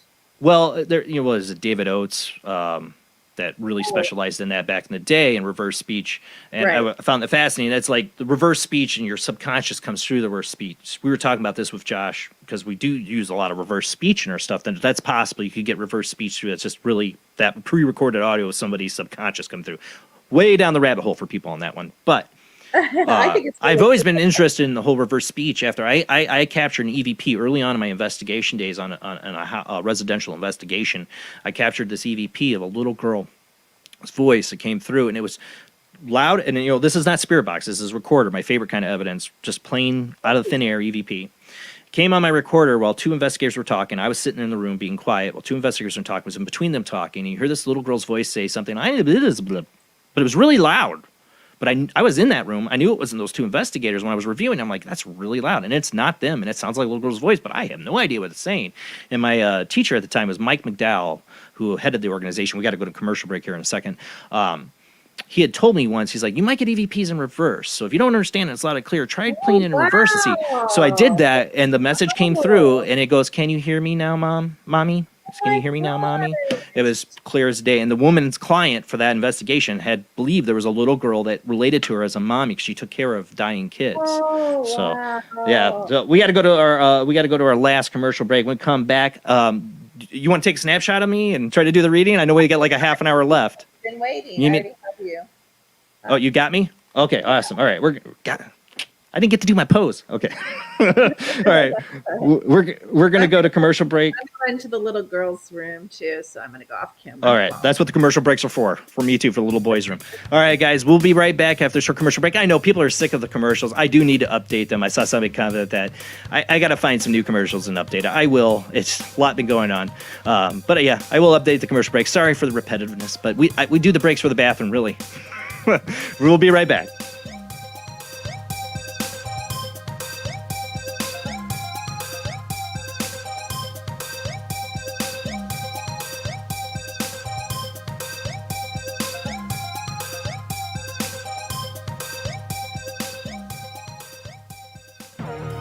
Intercepted the transmission of unknown origin. Transmission? Out here? SOS. Human. Unknown. Alien. Certificate X. Exclusive engagement at the Odeon Leicester Square.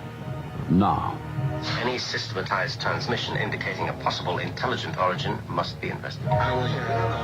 In space, no one can hear you scream.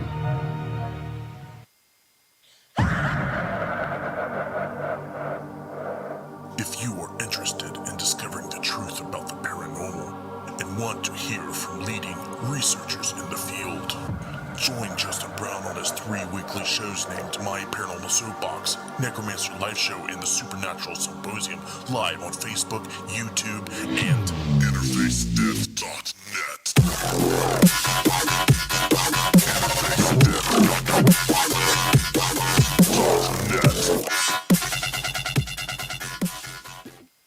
This is an APAC studio presentation. Hi, I'm Barry, owner-operator of Barry's Barometer Barn. Lately, I bet you've been lying awake at night asking yourself, how many barometers do I really need? Well, at Barry's Barometer Barn, we think you need more than one. Otherwise, we're gonna go out of business. Remember, at Barry's Barometer Barn, we don't know the meaning of high-pressure sales.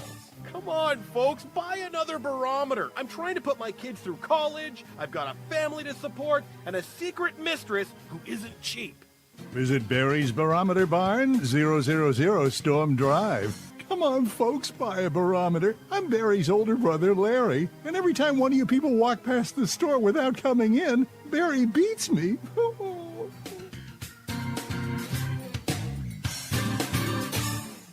This has been a presentation from Tim Morgan's APAC Studio. For more almost professional amateur comic studio content, visit the APAC YouTube channel. Search APAC 2002. That's APAC 2002 on YouTube. When Alex Gardner is asleep, he has an extraordinary gift. The government wants it, the scientists want it, but to keep it may cost him his life. It might be better if Alex didn't sleep at all, but he cannot resist entering the dreamscape. Can you? See Dreamscape in the West End and all over London now. Certificate 15. It takes an extraordinary adventurer to enter the dreamscape. Are you intrigued by Paranormal Talk Radio? You'll love the new Paranormal Radio app from Talkstream Live. You'll find a great selection of talk shows covering UFOs, ghosts, strange phenomena, and much more. Download the Paranormal Radio app now and start listening to the very best in paranormal talk entertainment, including the network you're listening to right now, the Paranormal Radio app, free in Google Play and the iOS App Store. Join us every Wednesday night at midnight Eastern Standard Time for Weird Wednesday, the live stream, with your hosts Jamie, the Living Dead Girl, and Rob, the Phantom, where we'll talk about all things paranormal, including zodiac, astrology, tarot card and oracle card readings, live ghost boxing and spirit communication, where we'll do Voices from Beyond, the Cold Case Files. So we hope you join us live on Facebook and YouTube every Wednesday night at midnight Eastern Standard Time. We hope to see you there. Bye-bye.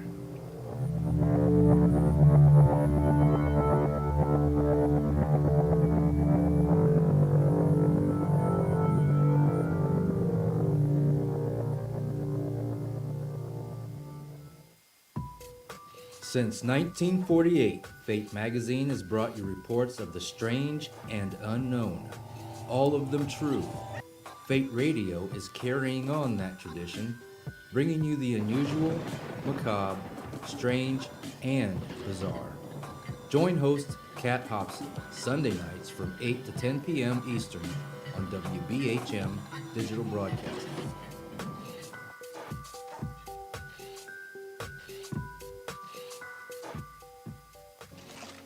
Heat 'em up. Do, re, Egon.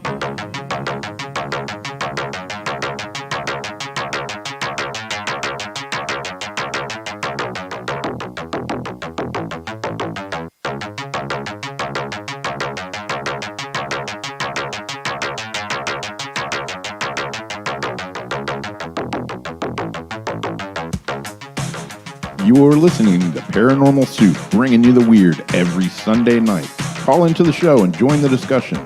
The call-in lines are 219-230-4444 or 260-225-9419. Or by Skype caller ID OOJBland00 or JBland Paranormal Soup. And now to your host, Jason Bland. Tonight we've been talking to our lovely guest, Dr. Kimberly McGeorge. She's a naturopathic doctor, energy healer, remote viewer, paranormal expert, and consciousness teacher. We've been covering, it's definitely a soupy episode, I think. Aliens, ghosts, Bigfoot, Dogman. We're getting into all that topic. That's what I love. I love shows like this. We can cover all of it because it is a paranormal soup. I believe it's all connected. That's why I named the show the way it is. And this is also an open forum for you guys to join the conversation. Let me make sure I got the phone lines open. They are open now. You can call into the show, join the conversation, ask a question of our guest. She said she might even give you a little mini reading if you want, but call in, join our conversation. But let's get back to our guests.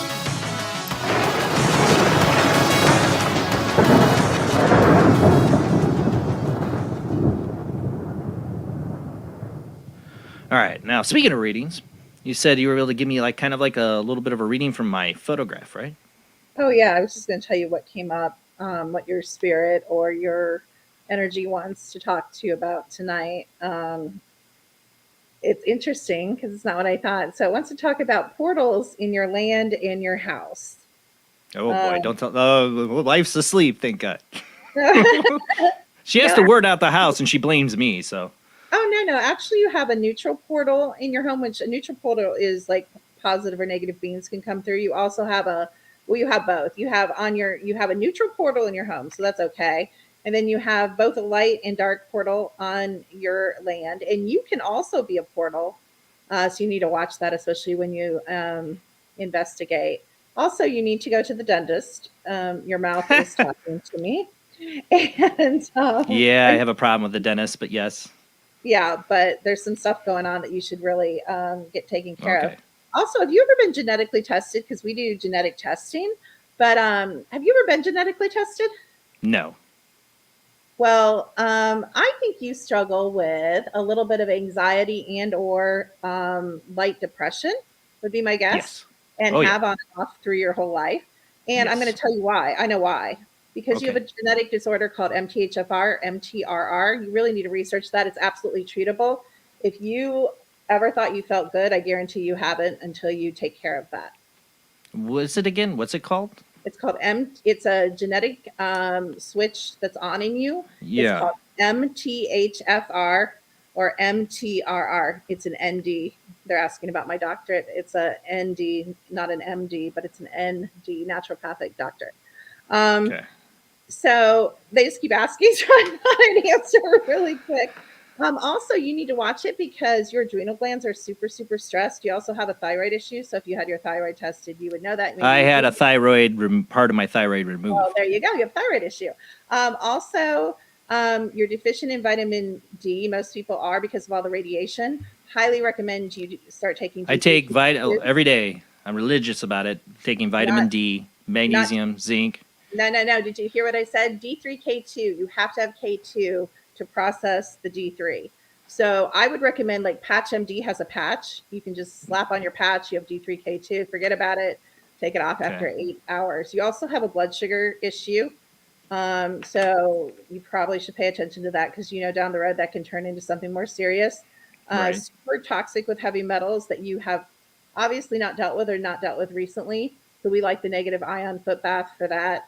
You see why people sometimes don't like my reading. They're like, I'm going to die. A hypochondriac's nightmare. A million things are wrong with you. Some interesting things also about, I don't know how to say this, but you really need to work on your bedroom and make it more of like a sleep sanctuary. It's kind of not. And, yeah, it's a 5-year-old's sanctuary I can't keep out of. It's a mess. So think about that. Also, there's what we call black line stress in your current sleeping area. So that's a whole long story, but I can get rid of it for you if you give me permission. So I can. Permission granted. I'm not going to do it right now, but I'll do it tomorrow if you give me permission granted. Okay, thank you. Take whatever help I can get. Okay, so Okay, what else do I want to tell you?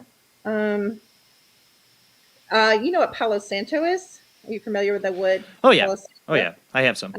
Your home would like to be smudged with that. I have before, but we can definitely do it again. Yeah, it's asking for that. A lot of stagnant energy. Is your house not a new house? No, not at all. Yeah, it has a lot of stagnant energy in it and a lot of negative energy from the previous owners. I can also take care of that if you give me permission. All right. Well, it's only been owned by one other person before us, and he died out in the yard alone. His wife was in a nursing home with Alzheimer's. Oh, that's sad. Yeah. He actually visited me and told me what plumbers to get. Oh, that's cool. Really? I'm not Oh, joking. Seriously, in a dream, Bob came What through. Oh, do you know you're highly allergic to wheat gluten as well as all milk products?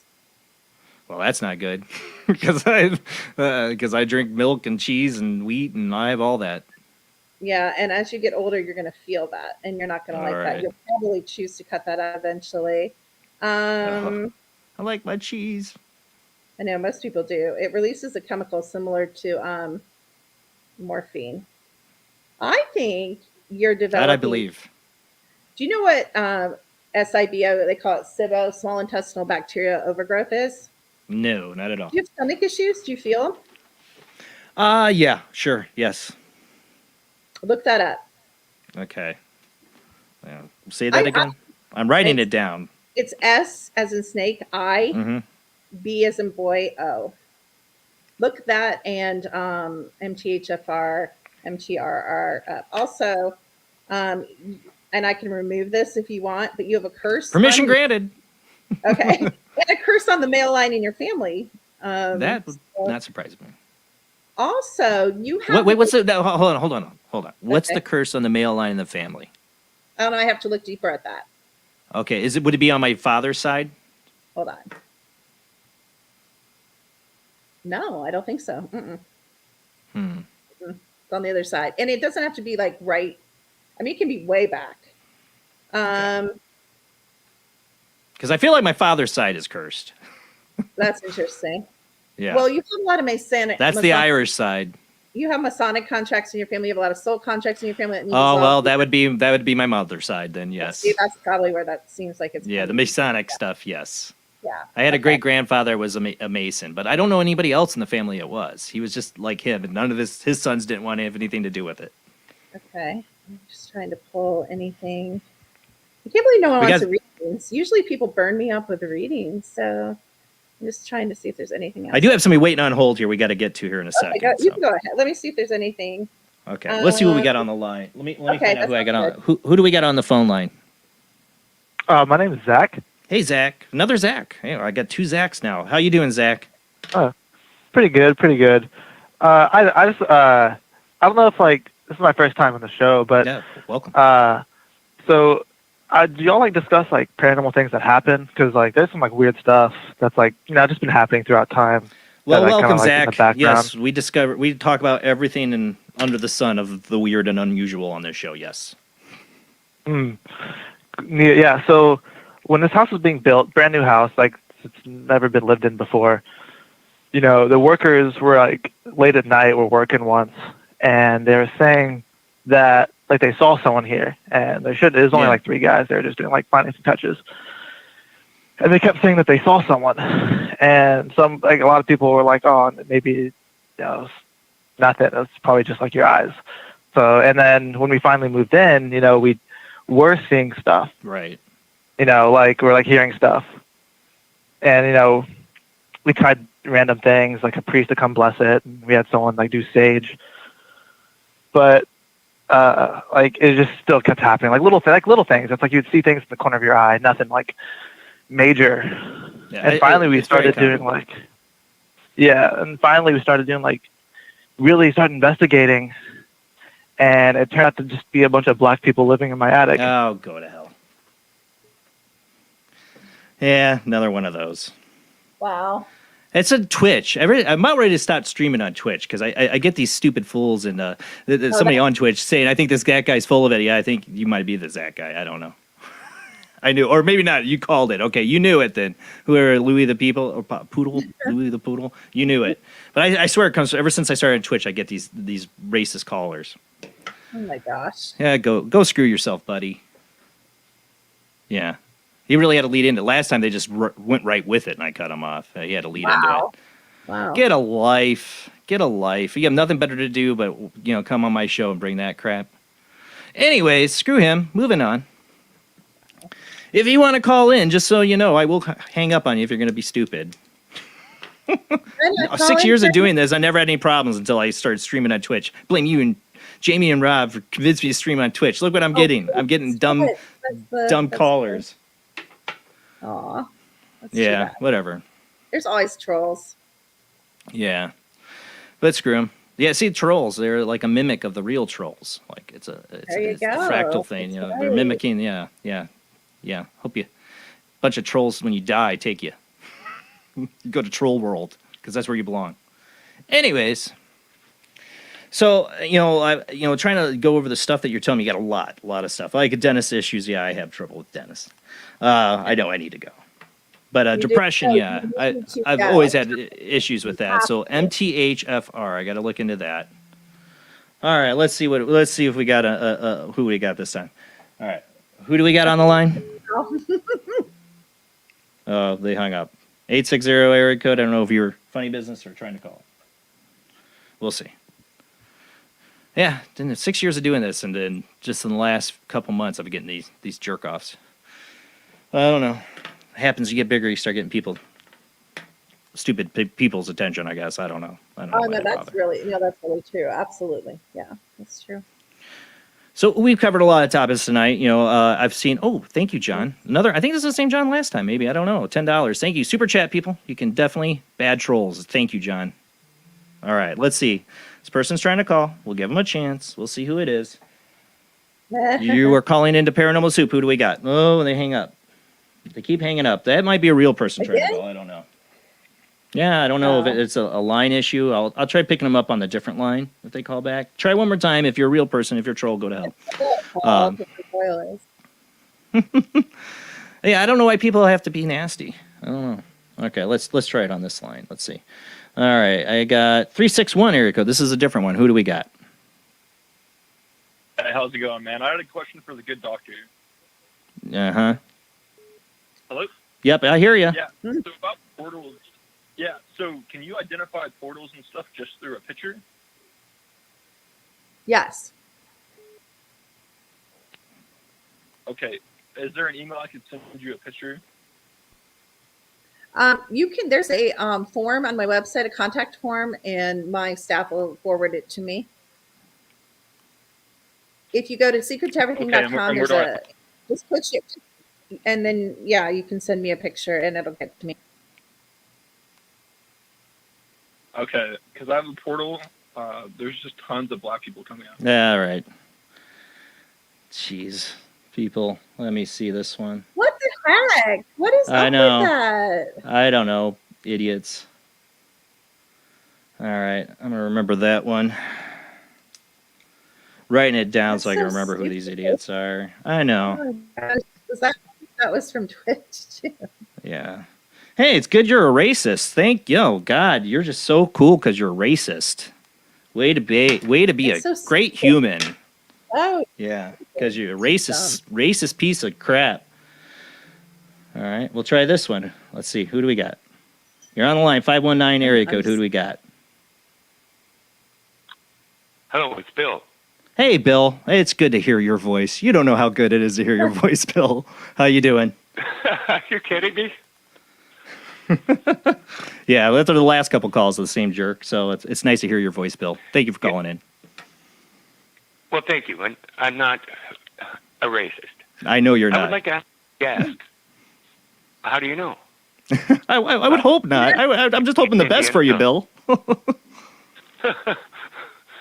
I talked to, it was Katrina Cooper, is that her name? Yeah. Your friend? Yeah. Right. Yes. She had told me that I had an attachment. And I'm wondering if your guest has any ideas of how I can disconnect from this guy? You Hello? do have. Yeah, she's. Yeah, you do have an attachment, but this is a whole thing. But to put it simply, first of all, most attachments you can have a conversation with. This is an overgeneralization. We overgeneralize Sasquatch. We overgeneralize attachments. We overgeneralize people, even. But they each have their own personality and their own reason for being there. So even if you can't see it, and maybe you did get information about this attachment, talk to, if you don't want to have this attachment, ask why they're there, ask them to go. I send a lot of my attachments and ghosts and human discarnates to my enemies. I just do. I'm just nice like that. So they go live in other people's houses and they go live in other people. But you can send it wherever you want. I mean, you can send it down the street. You can send it to a public location. So we need to treat entities and attachments as if they have personalities, because they do. So I would work with it first. Now, of course, there's more, as you know, there's more Send them complicated. to the light. No. That's all BS. That's junk consciousness. That's false cage. That's BS. No, we do not send anything to the light. The light was a piece of technology that used to exist that doesn't exist, although other races do have imitation light tunnels. But that was the moon trap that caused us to come back and back and back here. Nobody really wants to come back here for the most part. We all want to move on and do more fun things than here. I So hit do the not wrong send anything. thing. I think we just lost Bill. I am so sorry, Bill. I did not mean to lose you or cut you off. I hope he hears this. I lost Bill Yeah, there. send it to the troll. Send your attachment to one of the trolls. There you go. Yeah. I got everybody's trying to call in now. I think because they feel bad because I'm getting the bad calls. All right. So let's see who I got on. Who do I got on the line here right now? Let's see. Should hear it now. Oh no. Now see, they're all trying to call at once. Keep you in the matrix. That's a matrix program. So Fedgio frequencies are not good. That is a lie. That is a false cage junk consciousness belief. They are not. They are to keep you within the matrix. All right. That's why they're promoted by all the bigwigs. Let me see if I can get this list call here. Who do we got? I think this is 763 area code. Brenna. Brenna? Yeah, it's Brenna. Hey, Brenna. Thanks for calling in. Thanks for taking my call, and I am certainly not a racist. So you don't have to qualify that. That's fine. Everybody says that. Yeah, I know. Right. I'm calling in. Can I get a general reading? It's going to have to be a quick one because we've got like 10 minutes left of the show. But yes, right? And I'm a super specific psychic, so I could talk to you about you all day and it might not satisfy you. Ask me a specific question. Okay. God, I'm not good at this. I just want general. I'm looking specifically at my work. And okay, what about your work? What it's going to. What about it? Well, what is it going to look like this year? I'm a teacher. We've had a lot of challenges. Oh yeah. With the COVID and the vaccine and masking and all kinds of things. So I'm wondering, do you see anything with my work? I'm sorry. I actually think by next year it's not going to be. I don't see any issues with you're going to have a job. It's going to be fine. It's actually going to get better. I think it's going to get better. I know this is against counterculture, but I read timelines pretty well. So there is no fear. Your job is fine. I think it's going to get better. It's going to get easier. It's going to go back to whatever normal is. There really is no normal, but what's normal to you. I don't believe your job is at risk at all. Okay. Yeah. That's great. Hooray. Yeah. That's good to hear. It's a tough job. I have a lot of friends that are teachers. It's really tough right now. So I get that. Yeah. Yeah, it's been kind of tough, but, we love doing it, so. Well, Brenna, thank you for calling into the show. Thank you. Thank you for teaching. Thanks for taking my call. Nice to chat with you. Yeah, appreciate the call. Have a good night. You too. All right, bye. Bye. I got everybody trying to call in now. Let's see. We'll take one more because they've been trying really hard. Let's see. 860 area code. Who do we got? Hi, Jason. This is Ariana. How are you today? Hey, it's Ariana. It's good to hear your voice. I know. Nice to hear yours. I had a question for your guest. Go for it. Since she's a medical intuitive, has she gotten any backlash from medical doctors since she does naturopathic medicine and conventional doctors and things like that? Actually, I have many, many nurses, many doctors across the country. I have top psychiatrists that have huge clinics that bring their children to me. So I've had exactly the opposite. Many doctors and nurses don't use their medicine. They know it doesn't work.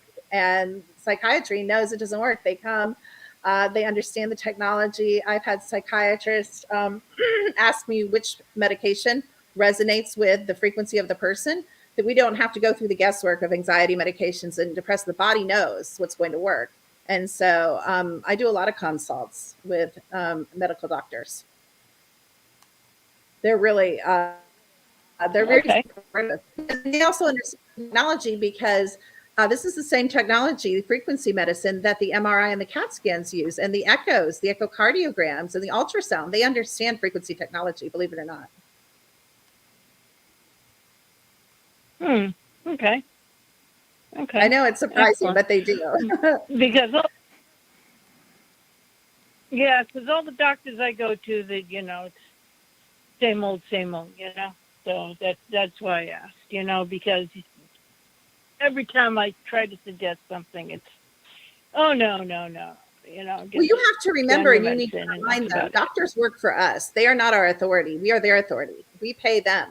We say yes or no to them. And if we don't like what they say, we need to find a new doctor that will work with us. A doctor of osteopath, an osteopathic doctor is a medical doctor, but they'll work with you usually. They'll work with more natural. You might want to look for one of those, a DO instead of an MD. They tend to be a little more naturally in between oriented.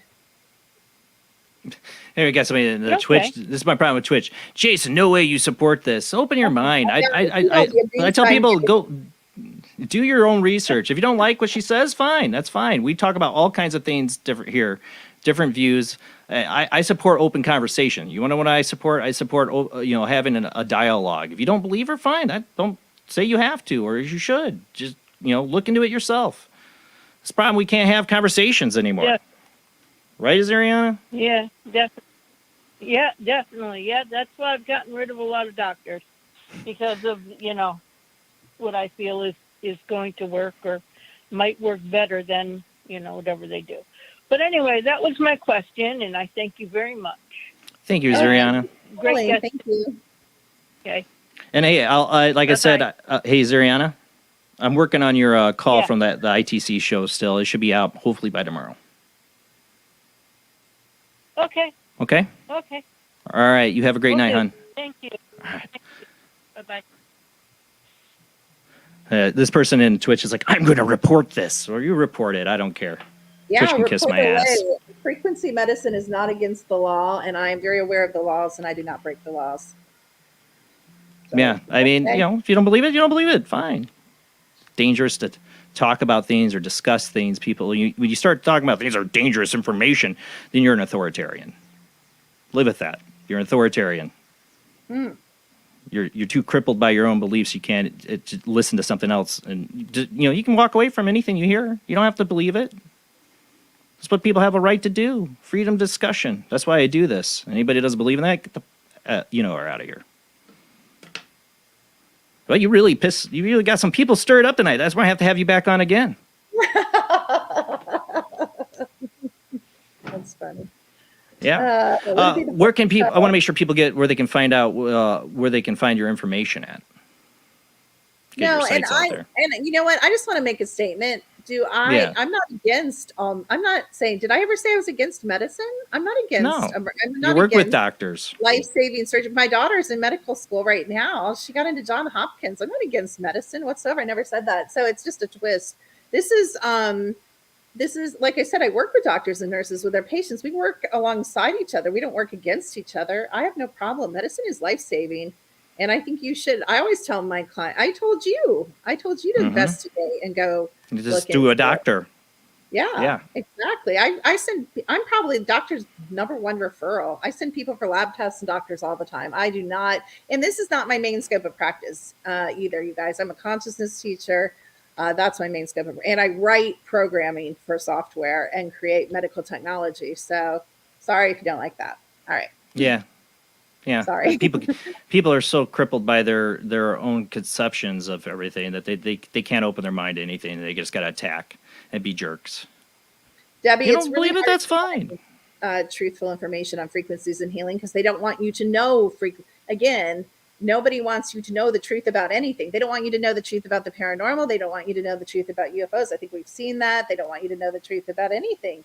So you know what I believe? I believe connecting yourself, getting your body pure, getting your mind pure, taking time in nature, connecting yourself, your higher self, your oversoul knows everything because you exist outside of here, another aspect of your being. So absolutely. So anyway, to answer your question, secrettoeverything.com, poke around. We have a lot of free stuff. Experience it for yourself or don't. I mean, it's just information and you guys are welcome to believe whatever you want to believe. Take it or leave it. That's how society should work with information. Freedom of information. Take it or leave it. Believe it or not. Nothing's dangerous in information. Only thing that's dangerous is people are, don't question, don't ask, don't open their mind or use their critical thinking. And I question, believe me, I question and I've learned and I've grown and I'll continue to question. I mean, I think that's how we grow. Yeah, sadly, some people won't grow. They're going to live in their little stuck world and tell everybody, it's dangerous. You can't listen to this. You're just as bad as the dogma of a Catholic church or, you might as well go live in communist China. I don't care. You want to do that? They're all good about controlling information. Sure, nobody gets any truth there. We're heading that way. Let's hope not. Oh, I hope we're on a different timeline than that. Thanks. Me too. Can I? How do I need to jump to that timeline where we come back from this better country than we are right now? Sadly, I see too many people that are just not willing to just ask questions, just look in it, do research, don't just follow things blindly. But that's basically where we're at right now with a lot of people, and it breaks my heart. That's really true, and in a lot of subjects too. You're right. Yeah. Absolutely. Well, Dr. Kimberly McGeorge, thank you so much for being on the show. We definitely have to have you back on again. Oh, I appreciate you guys, and I appreciate the discussion in the open forum, and your producer, who I think has a little bit of sight there in him. I think he's got the vision. He's got the sight. Rob's seen. He's got all kinds of stuff going on there. Oh yeah, I was going to get a reading from you too, but we were. I should have, Rob. I was selfish. I should have let Rob. Boy, that'd probably be a whole show if you did a reading on Rob. That'd be a whole show. A whole show. All right. Huh? Yeah, oh yeah. Just reading Rob alone, I'm sure it would be. All right, guys. Though that's it for the show. Thanks for everybody joining. Screw the jerks, the trolls. I don't care. You can keep trying to call in. I'll get your numbers and block you. But that's it. We'll be back next Sunday, same bad time, same bad channel, 10 p.m. to 1 a.m. Central, 11 p.m. to 2 a.m. Eastern, 8 p.m. 11 p.m. Pacific time. Make sure you check us out on Patreon. $2 a month does help support the show and pay the bills. Thank you to the Super Chat donations from John today. I think he did last week, $10 for that donation. Thank you. You can always donate on Super Chat on YouTube, or you go to find us on Patreon. That does help. Biggest thank you to everyone who shares the show and keeps telling Paranormal Soup, a place, an open forum where we can all have discussion, open minds, and screw the trolls. All right, guys. Have a great night. See you next week.